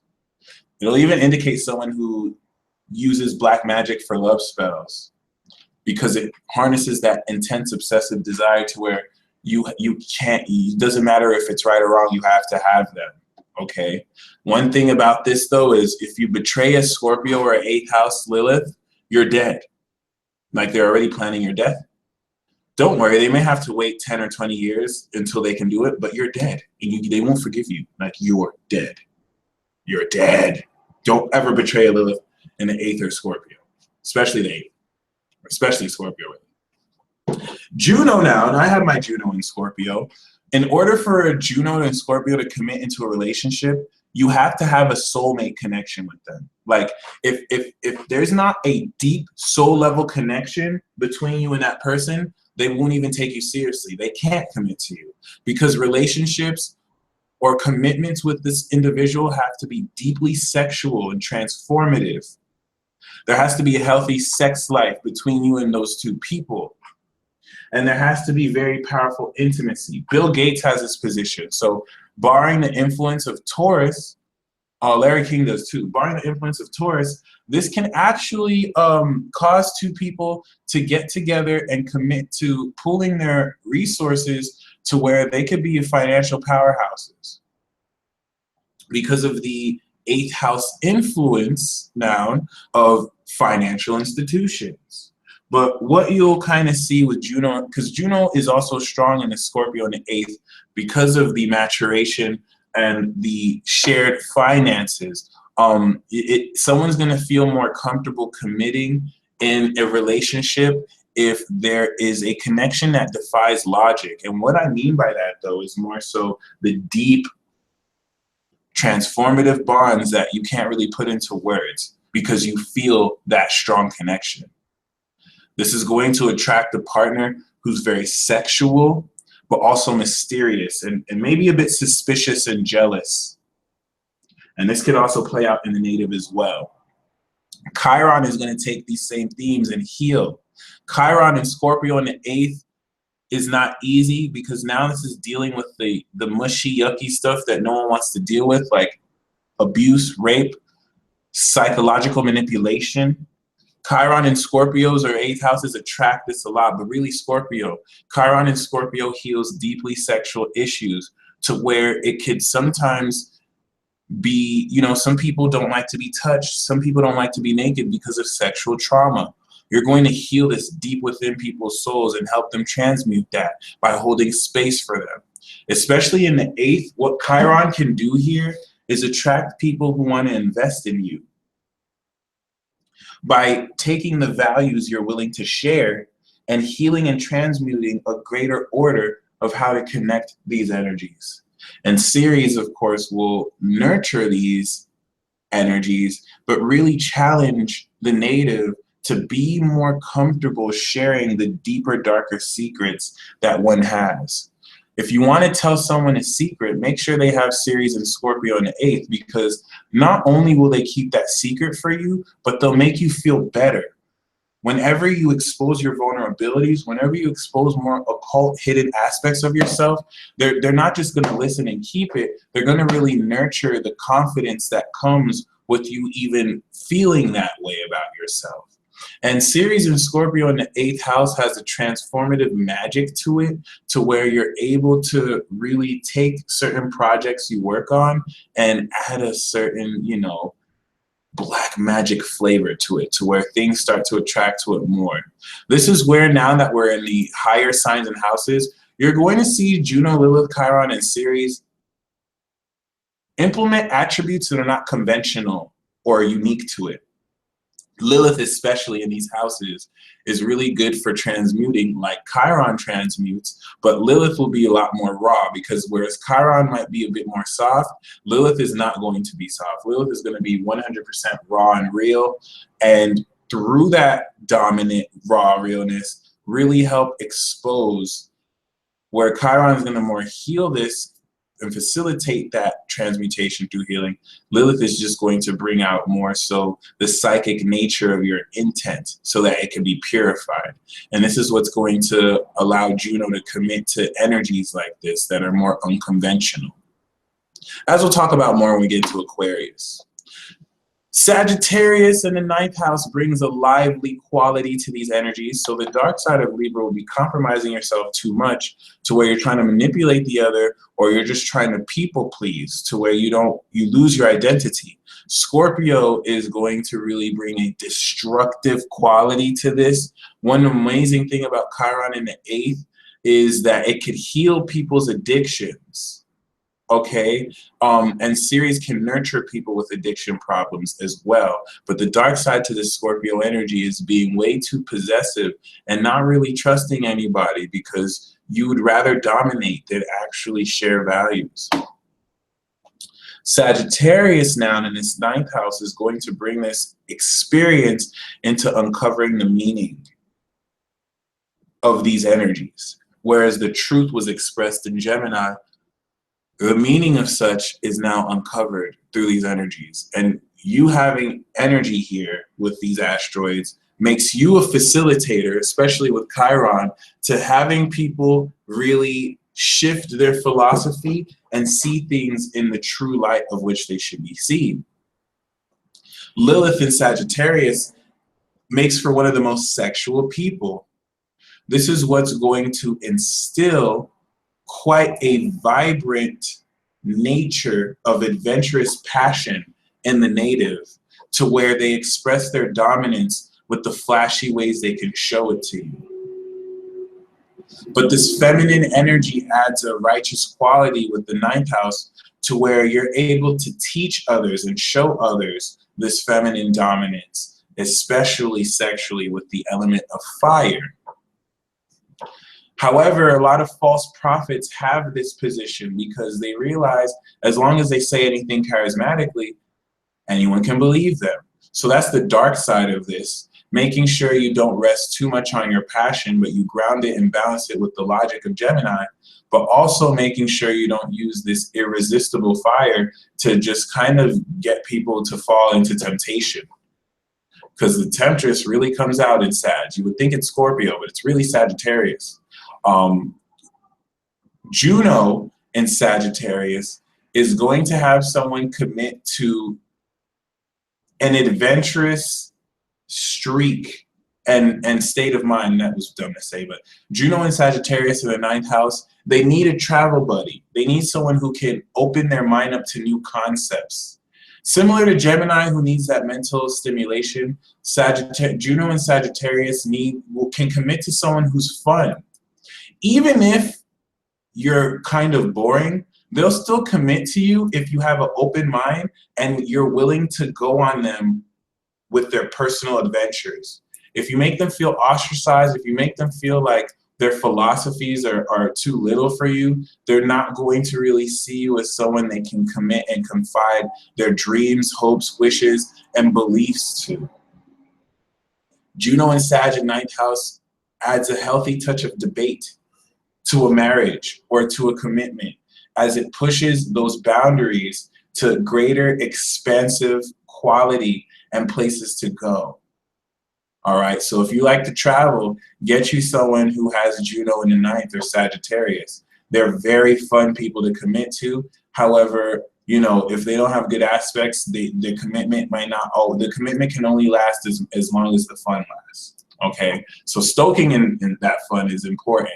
Chiron especially is going to heal one's beliefs so that there's more confidence and charisma and passion to how potently they express this. And what's cool about Chiron and Sag is it adds more of this passionate healing through the way people show and express their actions. So there's a highly magical quality to Chiron and Sag in the ninth, to where the way you perceive everything can shift in an instant. It comes with a risk, however, because the expressive masculine quality of these energies and houses will have much to do with being open about the adventurous nature of these wounds, but being open with these wounds will require hurting once again. But regardless, the more passion that you express, the more it gives Chiron the energy to transmute. And in this sign and house, it's actually going to indicate an individual who's able to take that which is visible and show you a unique slant to how it's meant to be seen. Chiron in Sagittarius in ninth heals the meaning of how people derive experiences so that people with faulty beliefs can now see the light. And Ceres is going to so profoundly nurture this aspect within people in ways that really encourage them to stay true to their beliefs. Ceres and Sagittarius in the ninth house actually make for a very great teacher. So, you know, a mom or dad with Ceres and Sag in ninth, they're going to nurture their children by telling them colorful stories and teaching them in very vibrant, optimistic, and positive ways that add and invoke more joy. In fact, this is one of the most fun positions for Ceres to be in, because Ceres believes in cultivating your need for adventure and fun. So they'll do this by taking you out places, really having you travel long distances, so you really nurture that wanderlust. And this is how you nurture yourself if you have this placement. Of course, the dark side of this will be never committing and not necessarily, you know, having a destination just going all over the place. So as we step into the final decade and a quadrant of this energy that is way abstract and more, you know, conceptual, you'll start to see that the public persona these energies have built from the first house in Aries reach completion, okay? Lilith, especially in Capricorn in 10th, has this dominance and power that attracts powerful people and allows them to really, you know, manipulate and influence them. Same with Juno too, but in a more covert way, okay? So people with Lilith and Capricorn in 10th have intense sexual power, and they know how to express this sexual power through their goals and materially. Okay, this is what's going to actually create some kind of erotic obsession towards success and being on top. You can find many unscrupulous people with this position actually, but at its purest refinement, what this is going to do is actually add integrity to the way one expresses this feminine dominance, to where it's still erotic and risque, but it has its own power and grace to it. This is going to now implement very supernatural themes as well with miracle healing, because Lilith in the higher signs can do things that people can only imagine of, but it really depends on how much you have influence over Lilith. Juno, of course, is going to make someone with Juno and Capricorn in the 10th, they won't necessarily commit to someone who isn't of a high status in life or someone who doesn't have integrity. What Juno and Capricorn aims to do is to marry someone who could almost treat their marriage like a business. Not so that it's impersonal, but so that they can bond together in projects. Whereas the 5th house is creative projects, the 10th house is like actual projects. Juno and 10th would love to commit to someone who wants to create a family business, who wants to work with their spouse, who actually has a spouse that is industrial and busy and actually has already made a name for themselves. At its worst, this could make someone like a gold digger, like Juno in the 2nd, where, you know, if you're not popular enough, you're not good enough to be married, really. But it's going to really align the goals that one has with the person they want to commit to. And with Chiron here, it's going to heal and transmute the way you express yourself out publicly to the world. So whereas in the 1st, it has a lot to do with, you know, how you boldly express your personality, and then the second with your self-esteem. This incorporates both of these in a 10th, where you're able to not only heal how you achieve your goals and attain them, but also how you heal and transmute gossip, because the 10th house is your public persona. People with Chiron and Capricorn in the 10th may have to deal with unfair representation and your name being dragged through the mud unfairly. And this is really more so to deal with how well you still stand confidently in the face of others who do not necessarily have the right view of you. Chiron in the 10th will also deal with social anxiety, as well as the 11th, with how well you can bring the power of who you are into the world. This is going to make your relationship with authority figures somewhat healing, whether through challenge or whether through nurturing, especially if Ceres is close, because it's going to use these role models to help affirm the power you have, or in a negative spot, make you feel less powerful. In that sense, Chiron will still be transmuting this. Chiron in the 10th especially is actually a world healer. So this is someone who, once you've mastered this Chiron position, can gain a lot of power through this medium. And Ceres is going to have authority figures nurture you, or you may nurture your boss. You may be someone who actually looks out for your employers, but this also is going to cause people in higher positions to be easier on you than other people. There is a reflexive vice versa effect here. Ceres and Capricorn in the 10th is going to nurture the integrity of someone's soul, nurture facets of one's personality so that they're more righteous and upstanding in their actions, and so that they can nurture the goals that you have. This is someone who's going to listen to what you want to achieve and help you get there, okay? And help you get up that mountain. Once we move into the unconventional energy of the 11th in Aquarius, shit gets weird, especially once we talk about Lilith, who needs to express this dominance in an unconventional way that will make her very much an outsider and rebel of society. This is a challenging position to have because it's almost impossible to do anything without being seen as weird for it.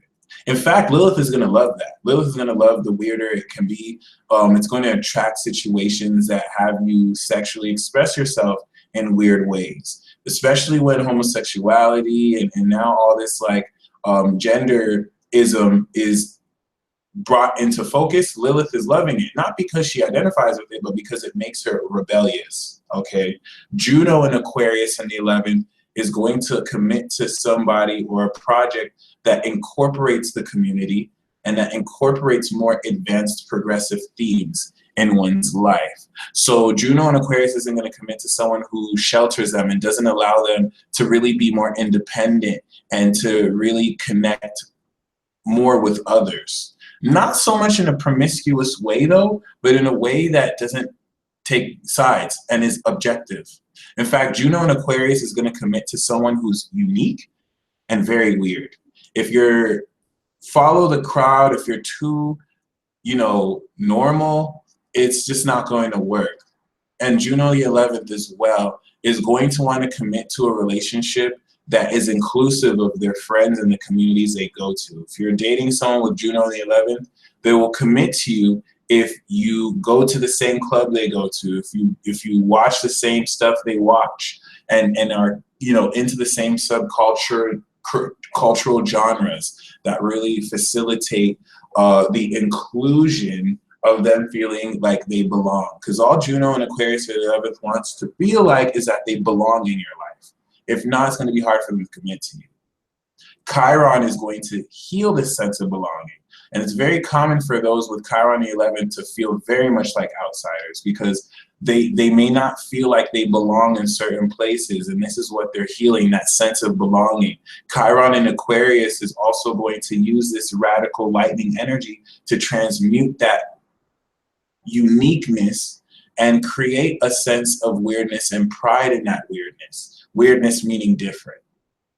In fact, Chiron in Aquarius is more of a channeling energy that connects people to their higher selves using that key of self-expression.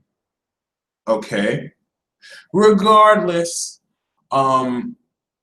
with this 11th house energy, it does have much to do with inclusiveness and belonging, and Ceres is going to nurture this a lot. Ceres in Aquarius or Ceres in 11th is going to be that parent that won't let their child have no friends. This is going to be the one that nurtures the friendships you're in. They're going to push you to meet new people. They're going to be very great friends as well. The way they nurture others is through their friendship bond with you. This is going to make parents very friendly with their kids. Whereas in Gemini, it could be more playful. Aquarius is going to be that sternness, but to them, they're going to see their children as friends first before children. Friends that they deeply care about, okay? And this Aquarian element is going to add such a progressive and advanced nature to the way one nurtures themselves, with more cosmic themes and using ideas that are ahead of its time. This is important as we now shift to the divine. With the Pisces in the 12th house, the element of fantasy and imagination is very much so implemented. No one knows more than a Lilith and Pisces in the 12th house one's fantasies. And they express their feminine dominance by being able to manifest the fantasies or embody the fantasies of others.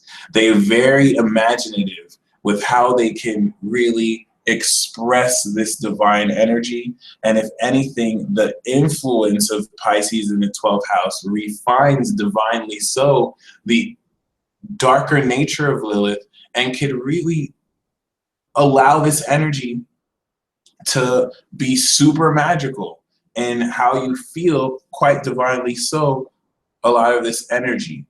A lot of people with Lilith in the 12th and Pisces will have a special relationship to synchronicities more so than any other zodiac sign. And what that really even means, to be honest, has much to do at length with how magically one opens up their heart to magic and secrets from the divine. And this is very much so profoundly evident with Juno, okay? Juno is going to blend fantasy with marriage, and they're going to have an ideal form of how marriage should be in their heads. With a Juno and Pisces at the 12th, they have to have a very magical spiritual connection with you, or they won't be so inclined to commit. And spirituality is a huge theme of commitment that they intertwine in their commitment with you. This is going to attract a very spiritual partner, but it could also attract the addict, because with Lilith, Chiron, Ceres, and Juno here, it's going to really bring into themes of helping those who are down and out. So Chiron and Pisces at the 12 could really lend someone who extends their healing energy out towards people who need it, but they can give too much of themselves because this is a sacrificial energy where you're undoing your own ego. Whereas Scorpio Chiron or 8th house Chiron are very deep sexual healers in terms of healing with traumatic emotions. Pisces is going to help also heal with addictions, but more so blocks to spirituality. And Chiron and Pisces and 12 are faith healers who, with their influence, they help you have more faith in the divine indirectly. They don't even have to directly apply this to you. They're just going to ask you the right questions. And Ceres is going to be someone who devotes a lot of their time to homeless people, orphans, people in prisons, mentally challenged people. Ceres has an unconditional love who opens up their nurturing to people like this. Juno especially is probably going to have you commit to relationships with people who invest their time in such energies. And there's a nurturing quality to one's spirituality that Ceres has. All these asteroids are in their most divine essence when it's in the 12th, but also in Pisces. So you're going to find that there's a magical quality to the way you are able to experience your feelings that are nurtured powerfully for you to see more into the magic of the divine instead of be skeptical. All right, so as we move forward, we've just made it through the zodiac, and now it's important to see how these planets aspect these asteroids, whether through transits or whether natally. And I'm gonna come back out here to the chat. Oops. Thank you guys so much for, making it to this portion. We're making great time. 2 hours have just flown by, and it did not feel like 2 hours for me. This felt like, you know what I'm saying, really, really, really great. I'm so happy you are enjoying this webinar, guys, like for real.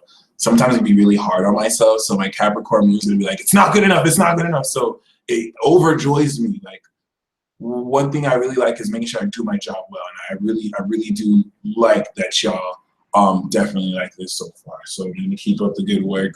When it comes to planetary transits or the aspects to the planets, to these energies, you want to really look at how squares and oppositions pull out very profoundly the challenges and the lessons that these asteroids will teach you. For example, I have Venus opposite Juno. My Venus is in Taurus, my Juno is in Scorpio. So I talked about Juno and Scorpio having much to do with being, committed to the sexuality in relationships, having deep sexual bonds with people. Well, I have to make sure that I balance that with the way I express love very sensually, so that I not only have the grounded nature love, but I have the sexual commitment.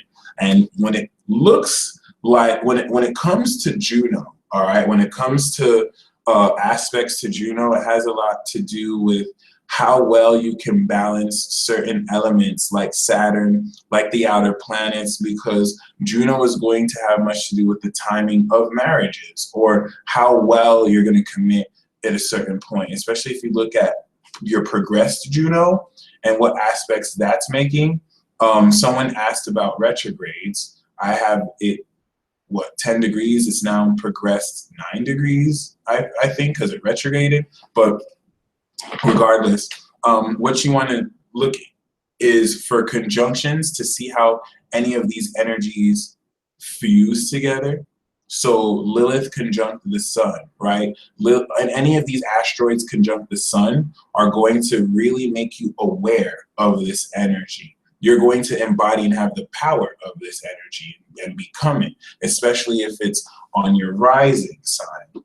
Conjunctions to the moon will make you a vessel, and you'll filter the feelings of your emotions through these energies, all right? So Sun Juno is going to really make you aware of, depending on the sign, of how you're willing to be that committing force. You're going to have the power of marriage. So when I see Sun or Moon conjunct Juno, these are people who you want to ordain marriages for you too, because like they can, if they have positive intent, it can make the marriage or the relationship you're in last longer. Chiron on Sun or Moon is going to give someone a healing spirit or a healing soul, to where this transmuting energy emanates from your conscious or from your cellular expression. And Ceres on the Sun or Moon is going to really tie into the nurturing quality that you're able to express quite profoundly at a given moment in time. Ceres just wants to keep coming on for no reason. That's kind of weird. But regardless, I'm going to talk about Ceres. You're not Ceres. Oh, that's why when I say Ceres, my phone thinks I'm saying Ceres. That's hilarious. Regardless, though, when we talk about conjunctions to, once again, and we'll talk about the angles, about the IC, ACDC after the planets, but conjunctions to Mars and Venus now are going to align and blend your passionate expression and heart to these energies. Lilith on Mars or Venus is going to really add a nice tint of sexual eroticism to the way you relate to others in a relationship. This is what's going to make you that much more irresistible to others. But that irresistibility could be a double-edged sword because it can intimidate, but it's also going to really add a lot of spice, okay? When you now incorporate Juno,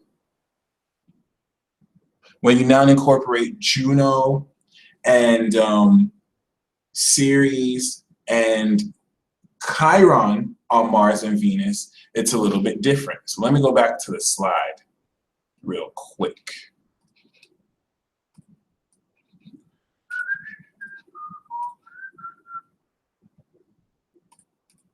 One thing to know about Mars on Chiron, Mars conjunct Chiron makes someone a sexual healer. And they heal people through the act of sex and making actions. All right? With Venus on Chiron, this is going to give someone the vibration of true love.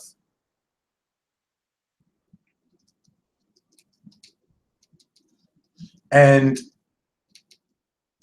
this allows your heart to filter through these transmuting vibes so that even though you will go through some sensitive pain in relationships, it really gives your heart a healing divine touch.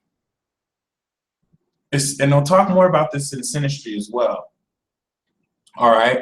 Now, when Mars and Venus are on Juno and Ceres, Mars on Juno is going to really make you a lot more sexually committed to things. And this doesn't even have to do with physical intercourse. That sexual commitment is just going to really add a passionate edge to what you're aggressively willing to stick to. Whereas with Venus Juno, this is one of the coolest positions to have, even if it's opposite or square, well, not square, but even if it's opposite, the conjunction with Venus and Juno will now blend your ability to commit to relationships. A lot of faithful people have Venus conjunct Juno because it's easy for them to commit to relationships that fulfill the desires of their heart. Very easy for them to. And Ceres, of course, is going to have much to do with the nurturing that you express through your actions and through your relationships with others. All right. When it comes to the outer planets now, Saturn and Jupiter, well, first of all, we forgot Mercury. Mercury is going to color the language of how you express these energies through your mind. So if you want the mind of Lilith, the mind of Juno, the mind of Chiron, or the mind of Ceres, Mercury is going to be conjunct here.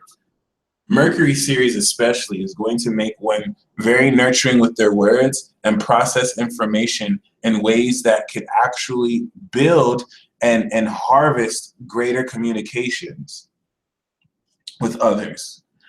Chiron Mercury is going to make one's words very healing, but just because they're healing doesn't mean that they won't trigger wounds in others. That's the double-edged sword here. It heals by triggering wounds in others. So these people have to watch what they say more than others because it's easy for them to trigger stuff in others without them even knowing. Mercury Juno is going to really help one commit to projects. It's less to do with communication and more with the functional act of Mercury. It's really going to let what these people say stick into people's minds. And it adds a magical quality to how well you can commit as well. And then, of course, Mercury and Lilith can give someone a dirty mind, a sexual language, but it can empower someone's mind to really speak out against authority. Contacts now to Jupiter and Saturn will expand or constrict upon such. So I have Jupiter on Chiron. So this actually gives me profound healing ability because it expands to the nature of which I could really add optimism and abundance to this now. But when Juno conjuncts these asteroids in the natal chart, it's going to add a lot of luck. All right, Juno and Jupiter are married. So when they're conjuncting your chart or make a positive aspect, this is very powerful for favorable unions, especially Juno and trine Jupiter, this is going to be you ending up in a marriage that really is fun for you, okay? On Ceres, it can make you a bit over-nurturing, but it's going to add a very optimistic and wise way to, you know, like a teacher, to really expand upon how well you nurture someone. Now, Saturn on Juno, conjunct, could kind of drain the fun away from a commitment, but what this will do is make it that much more common and that much more likely for that union to last a while. People with Saturn on Juno usually stay in the marriages they're with because this makes someone seriously committed to everything they do. Saturn Lilith is a little different. This is going to cause someone to suppress their sexual side more so than is necessary. But on the flip side, when mastered, this gives someone a super powerful sexuality to where they can dominate anyone they want. But if they do not pass through those karmic limitations of having to prove themselves, they can either suppress it instead of bring it out and control with it. Because Saturn will give mastery. Saturn Chiron is very difficult, okay? And this could really have a lot to do with learning a lot of karmic lessons through really having these wounds picked at quite profoundly. But what this will also do is make someone a masterful healer as well and intensify the vibrations of what's being transmuted, since this is something that's after Saturn. Ceres on Saturn is going to make someone a very strict individual. They're going to nurture you by making life challenging for you, putting you in hard positions, because Saturn wants to know that if you're in the real world, when you won't have someone, you know, babying you, you'll be okay. So this is a very tough, loving position as well, okay? When we talk about Uranus and Neptune, we're now talking about the abstract, divine, and eccentric energies that bring humankind away from the mundane. Uranus on Lilith is going to really electrify and make very unconventional the nature of which someone expresses this dominant dark side of their sexuality. This can get a lot of people in trouble because before they even know it, they're just involved in some off-the-wall scenario that they have to adapt to. On Juno, this is going to make you unpredictably get into commitments and probably get out of them just as quick. But on the positive side, this could really lend to very unique, unconventional arrangements that are progressive and lead into a more unique and original, authentic union. Uranus on Chiron is going to actually channel alien extraterrestrial energy, and that's just vague, but it's going to help you channel higher energy that allows you to evolve people. This is one of those rare conjunctions. If you have Chiron, Uranus natally in your chart, you could evolve people and quantum shift them. This isn't always going to be positive though. It could kind of be frazzling. It's like going to the future all of a sudden, all right? And then of course, Ceres and Uranus will speak of someone who is unconventional with the way they nurture. They find unconventional ways to nurture others. But more so, what's being nurtured with Uranus is the quantum shifting of their minds and spirits. So when we implement Neptune here, there's a fantasy that needs to be fulfilled, especially in the case of Juno. Juno and Neptune give someone a fantasy of how they want their marriage to be. And it's not bad to have the fantasy, but if the fantasy isn't fulfilled, how do you cope? Do you stay stuck in dreamland until you get that? And Lilith, it's more comfortable with Lilith because this gives Lilith an extra imagination to express its eroticism in ways never so done before. Neptune Ceres is going to help nurture someone's spirituality like when in the 12th, but it's going to give someone a very imaginative ability to spiritually look into someone's soul and nurture them at the deepest corners, so that if Chiron is involved, you'll also heal them there. Neptune Chiron is someone who can cross dimensions. and astral project and extend healing there as well. So one important thing to keep in mind when it comes to the awareness of these aspects is the squares that they bring, because the conjunctions will show you how these energies blend.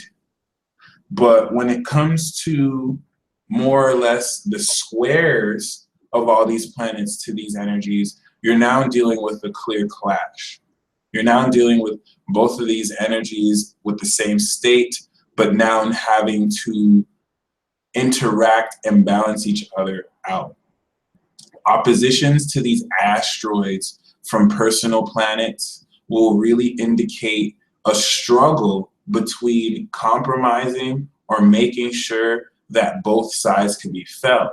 But if it's an outer planet like Saturn or Jupiter, that outer planet is going to have a lot more power than the asteroid, and it may not be balanced that well, as opposed to maybe the moon or Mercury that can really deal with such an opposition like so.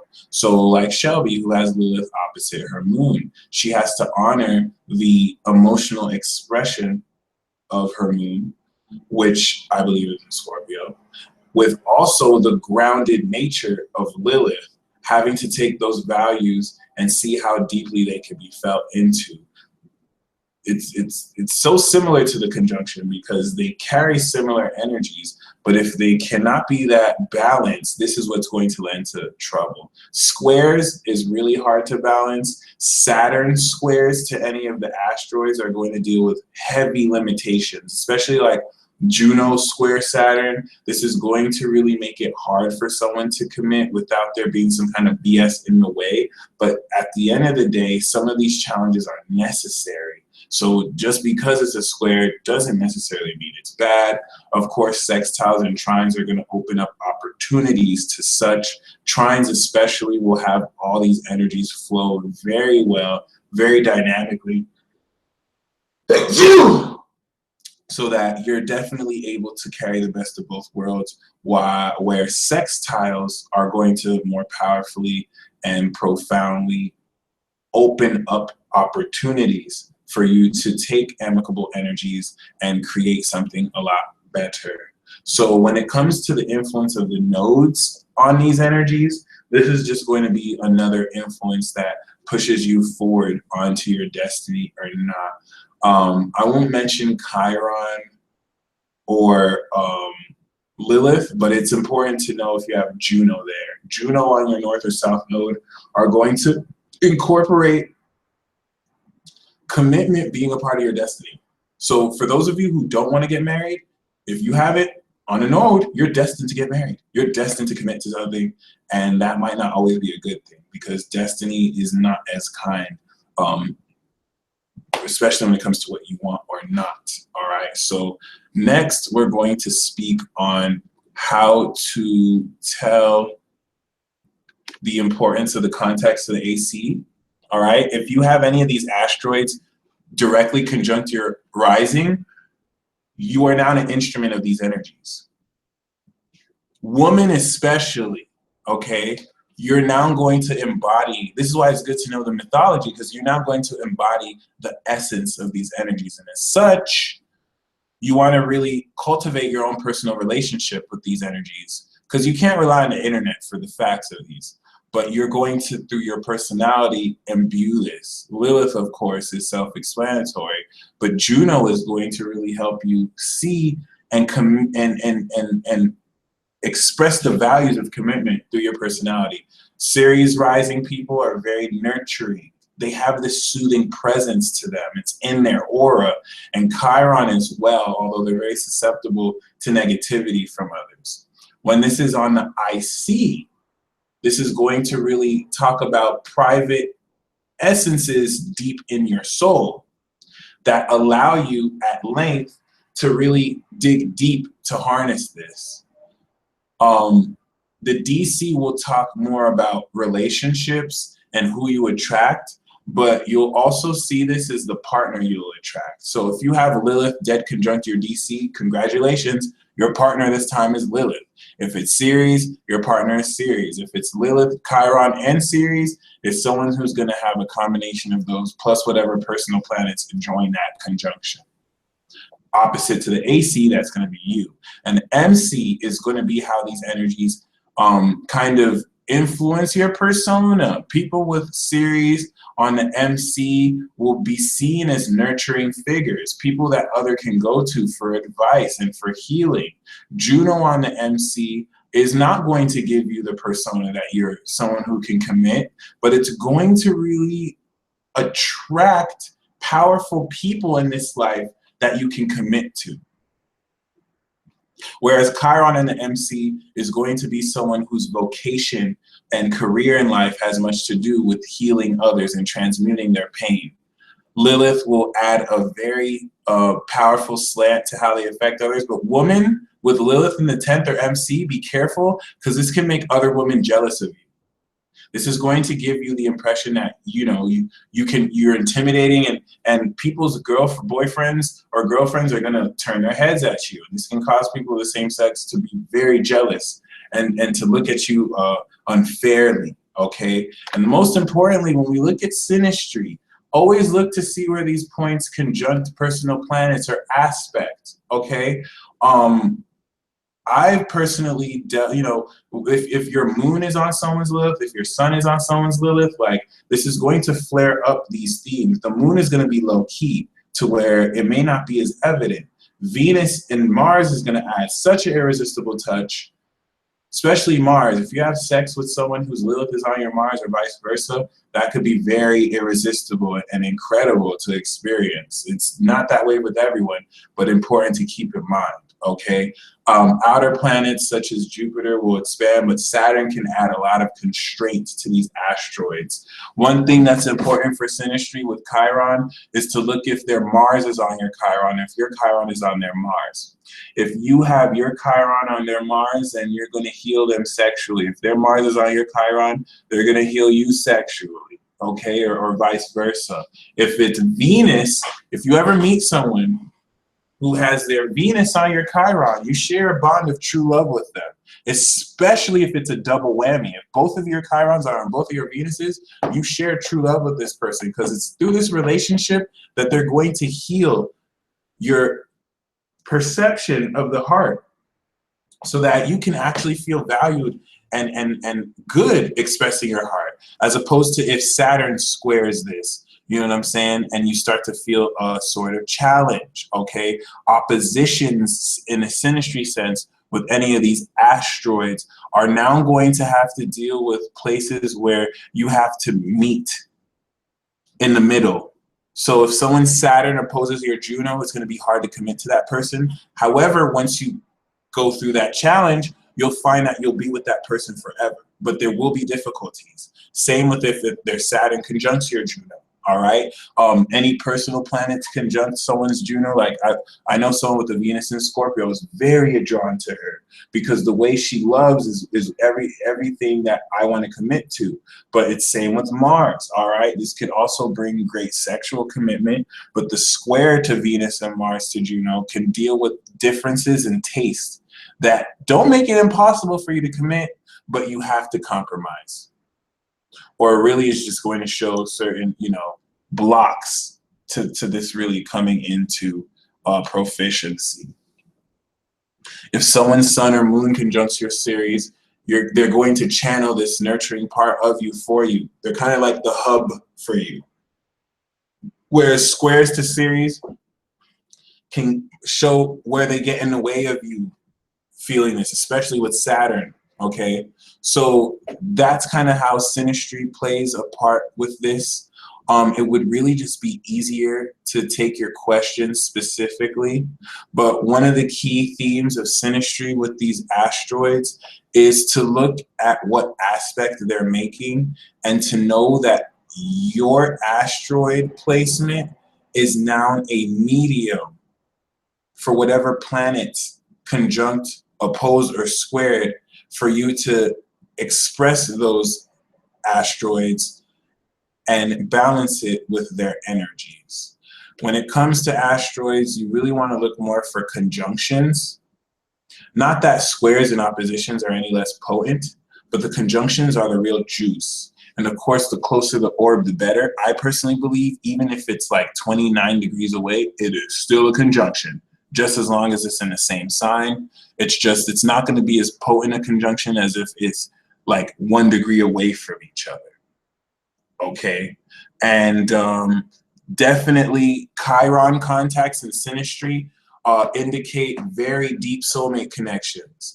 Like if you have a double whammy with the opposition to someone's Chiron and your sun, you're definitely healing them very potently. But sometimes this could be someone who doesn't deserve the healing or someone who takes advantage of it. But regardless, it's going to make the relationship highly sensitive to where it's hard for both of you to not touch each other's wounds. But through the relationship, you'll heal various important parts of certain limitations that might have gotten in the way of you expressing yourself powerfully. I have Thor's hammer here with me as I am now ready at length. Hold on. I want to show you this part for no reason. To take your questions. All right. Thank you guys very much again for joining me this webinar. I think we did really good. Here's my email, thepeacedealer@mysticilluminations88.com. If I don't answer your question, all right, we're only going to keep it limited to 1 question per person. But if I don't get to your question, shoot me an email there, and I'll be able to hook you up. Micah says, I have Juno conjunct my sun in the 2nd, opposing Jupiter and Virgo in my 8th. So what that's going to mean for you is that you're very much so aware of the value of commitment. And opposition to Jupiter and Virgo is going to really expand upon all the details that are needed for you to trust that balance with the values you commit with. This is actually going to be quite profound to help sniffing out the details of what makes one trustworthy or untrustworthy, and Jupiter will really hook it up and show you quite clearly, since this is in Pisces, and it will help you manifest spiritual commitments. Like so. The Pratt Pack asks, pretty much all my planets, natal/progress, and asteroids are in my 10th, 11th, 12th house of Sag, Cap, Aqua. What does this mean? Why are they all chilling there? So what this is going to mean is that all those asteroids are going to focus very profoundly on that final quadrant. It's going to focus a lot more on how you express yourself out into the world and how you integrate your spirituality with where you commune. I love that it's in Sag, Cap, and Aqua because these are very progressive signs, and they're really going to allow you to see into the bigger picture of all this. But the reason why they're chilling there is because you're meant to bring a supernatural quality to how the world experiences this, and that's challenging in and of itself, but still very rewarding. All right. Rafa Mama, what about conjuncting in the same house but different signs? Such a good question. If they're in the same house, it's going to let them all play out in the same place. But when I do a more in-depth astrological house webinar, it's the signs that are going to really differentiate this, because the cusp is going to give it more of the house flavor. So let's say they're in the same house, the same 4th house, right? But in Taurus and Gemini. If Gemini marks the 5th house, even though it's in the 4th house in Gemini, it's going to still be more of the 5th house. So if it's in the same house, it's like they're in the same room, but different energies. Still a good question, because you want to look more at the cusp. Who owns the house cusp? That's going to be the more dominant energy. And the different signs are going to express them differently, though. So the house is just going to be the same place it plays out, but just in different ways. Great question. Thank you, Miss Kiki. Thank you, Dawn. I'm so glad you were all able to join Walking Miracle as well. I'm so glad this really worked. Good night, Micah. Thank you for joining. John asked, what would you say a person with Ceres, Pluto, and North Node in conjunction needs to learn the most in this lifetime?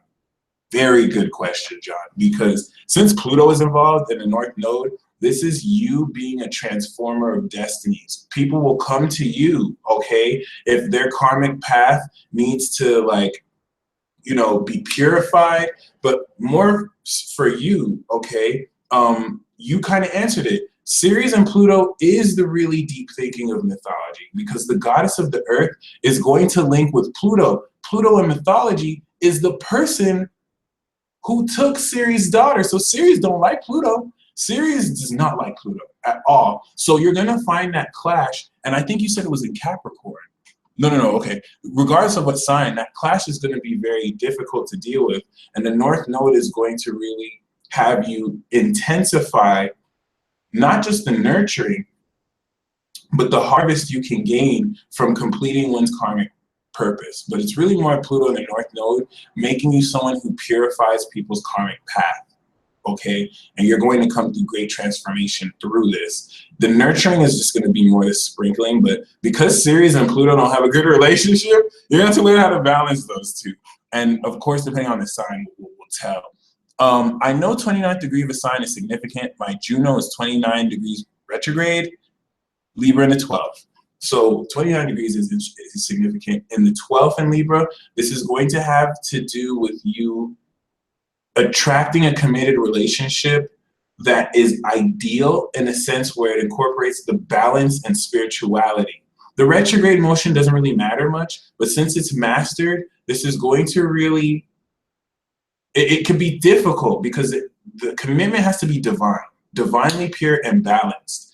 If that's the case, you're going to find that you're able to develop a very potent spirituality through the medium of relationships. But Juno, now in the 12th house, finally evolves her, and you can harness her energy by praying directly to her and working with her in rituals and stuff. In the first, you can't pray to her because she embodies you. But in the 12th, she's now a corporeal entity. So great question. Maggie asks, I have Lilith, Juno, conjunct Uranus, and the ascendant. This energy is extremely confusing. It's opposite Mars 7th.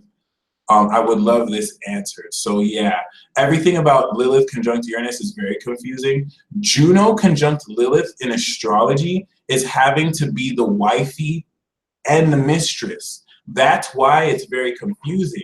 And Uranus is just going to add an unpredictable element. Thankfully, it's conjunct your ascendant. So you're going to really have to learn how to blend this. And it's nothing you learn. It's really just learning, you know, how to develop your own unique persona of this. And that's why I like Uranus conjuncting it, because now you have to create an identity never before created. You know, you have to really commit, but then at the same time, express yourself erotically. And the opposition to Mars in the 7th house is going to really balance how you act towards others based on how well they can hold space for you. And you have to be allowed to radically express that confusion, because it's not really confusion. It is confusing, but what it really is it's expressing themes in ways that have never been expressed before. And that courage is what's going to really lend to you really reaping a lot from that, okay?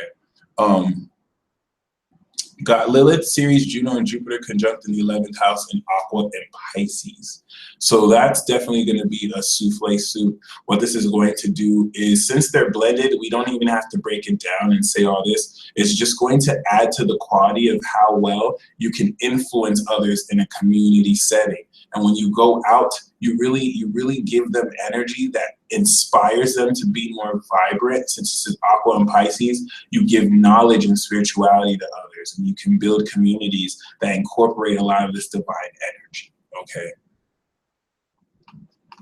Lilac Ocean asks, is the house or sign more important, or do you apply both to the asteroids? Like having Juno and Cap in the 8th, is it more Scorpio-like or Cap-like? Beautiful question. You have to incorporate both. If you can only choose one, choose the zodiac sign. If you can only choose one, because not everyone knows what time they were born. So there's neither is more important, but it's important to apply both to asteroids, because the sign is the energy and the house is where it's going to play out. So the Juno and Capricorn is going to make you committed to more serious issues, but where the seriousness plays out is in the theme of shared values. All right, but it's still going to be anchored in the zodiac sign. So it sounds like the sign's more important. Peace out, Miss Kiki. Love you. But it's really more so the sign and energy that kind of gives you both dimensions. All right. Thank you so much, John, for joining us. Really appreciate that. Rafa, you know what? I might give you my chart. I would totally love for you to read that. Hessa asks, how about Juno on the AC conjunct Uranus and Aquarius? This is another confusing position because Juno on the AC is going to very potently like have you be an instrument of commitment, all right?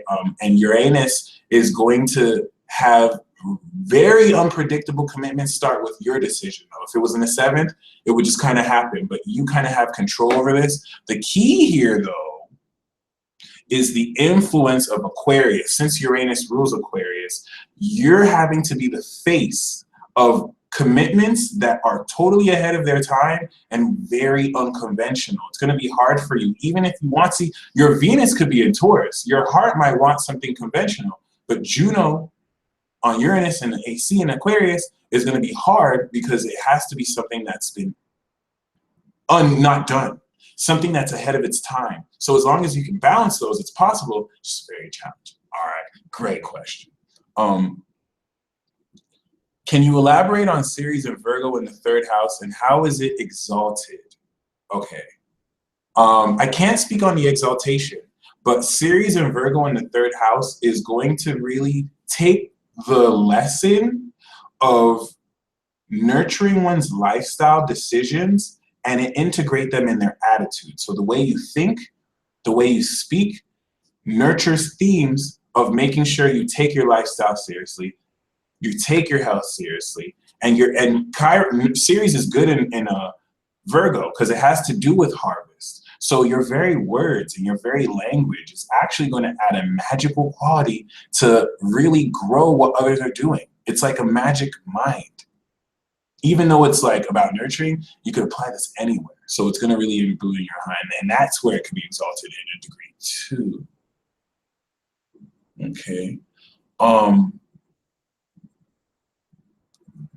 If you meet someone else who Juno is 29 Aries, yeah, it's super significant, actually. That's the opposition of a century. It's gonna force both of you to have to compromise greatly, though, in how you both commit. And that's what you're here to teach each other, all right? An ascending asteroid, any asteroid in the 1st house or a specific degree in the 1st house, yeah, I think you can call that an ascending asteroid. Any asteroid in the 1st house, yeah. That would be an ascending asteroid, especially close to it. I have Lilith conjunct Neptune in Libra in the 8th and Ceres in the 8th in Libra. Juno and Leo on DC in the 7th. Will I be a fun wife? You won't only be a fun wife, but you will be someone who uses the fun to force them to see more into the deeper parts of their imagination. Because there is that dynamic of being fun, but also acknowledging the more imaginative and vulnerable parts of one's heart. And so you're going to use that fun side of you to open up their hearts like so. So yeah, you definitely will be fun. If anything, it might be too fun for some people. So yeah. Will I ever do anything on Vesta? Vesta is going to be part 2. Vesta is very important. It is way overlooked. This is a very important asteroid about devotion. You know what I'm saying? So I want to make sure I make that part 2 for sure. And I'm open to any suggestions if you want me to add any asteroids. Cause yeah, I'm gonna do 4 more. What asteroids are there? Pallas Athena for sure has to be there. Pallas Athena, the goddess of wisdom, she's very overlooked. And yeah, if you have any other suggestions, feel free to comment them below. All right. Laverne asks, oh, wait. Savannah asks, birthday buddy, how do you see our Cancer, Chiron, Jupiter opposite Capricorn, Saturn, oh my gosh. It's not easy, my friend. Savannah, it's pretty difficult because people can take advantage of our healing energy, but the opposition is going to activate with the Saturn return that occurs, and this is going to really make us miracle healers. This is what's going to allow us to flesh out the depth of empathy we have and make it a lot more real and actually check people's integrity, because the Neptune-Uranus opposition refines and transmutes the psychic energy so that we can heal more empathetically much better. But I can't even put into words because it's so much happening in that opposition, and that harshness from Cap can make it hard for us to heal emotionally, but that's where our greatest strength is ultimately. Laverne, what about my Saturn conjunct midheaven and Lilith? Saturn conjunct midheaven and Lilith is going to make you super serious about how you express your persona, and this is going to add an erotic element to how authority figures look at you and how you have to be put on check. You have to use this position to point out microaggressions and how people abuse sexuality in positions of power. But after your Saturn return will give you so much sexual power as well, because Saturn and Lilith is very powerful. On the midheaven, Lilith is going to attract a lot of erotic desire that is going to cause people to follow you and really take you a lot more seriously. Okay. Rowena says Juno, Venus, Lilith, and Merc in Cap in 8th, 9th, Ceres Aqua. So the Capricorn energy is going to very powerfully integrate the integrity you have of your values so that you can flesh out the right trust issues, because Juno in the 8th is going to really lend to integrity and trust being difficult because you may have a lot of trust issues. So with Ceres and Aqua, it's going to nurture the conventional knowledge you need to facilitate this, but with Venus, Lilith, and Mercury involved in Cap, it's going to add a serious influence to the way you can psychologically penetrate people's minds so that they're able to, at a very powerful level, kind of make snap decisions. But it's even more difficult to speak on because the 8th house and the psychological implications of such with Capricorn involved are going to add a power and forcefulness to your words, to where the way you relate, the way you speak, it's going to go over people's head. Like, they won't notice how indirect or subtle the Lilith and Juno are kind of adding both dynamics to this energy. Shelby, Ceres is on the same degree as my rising in Aries. Amen. What's the best way to embrace this placement? It's interesting since you are Capricorn, right? So Ceres being directly on Aries, the best way to embrace this is, since you have that control as a Capricorn sun, don't necessarily be afraid to express the passion of your personality. You don't even have to purposefully nurture.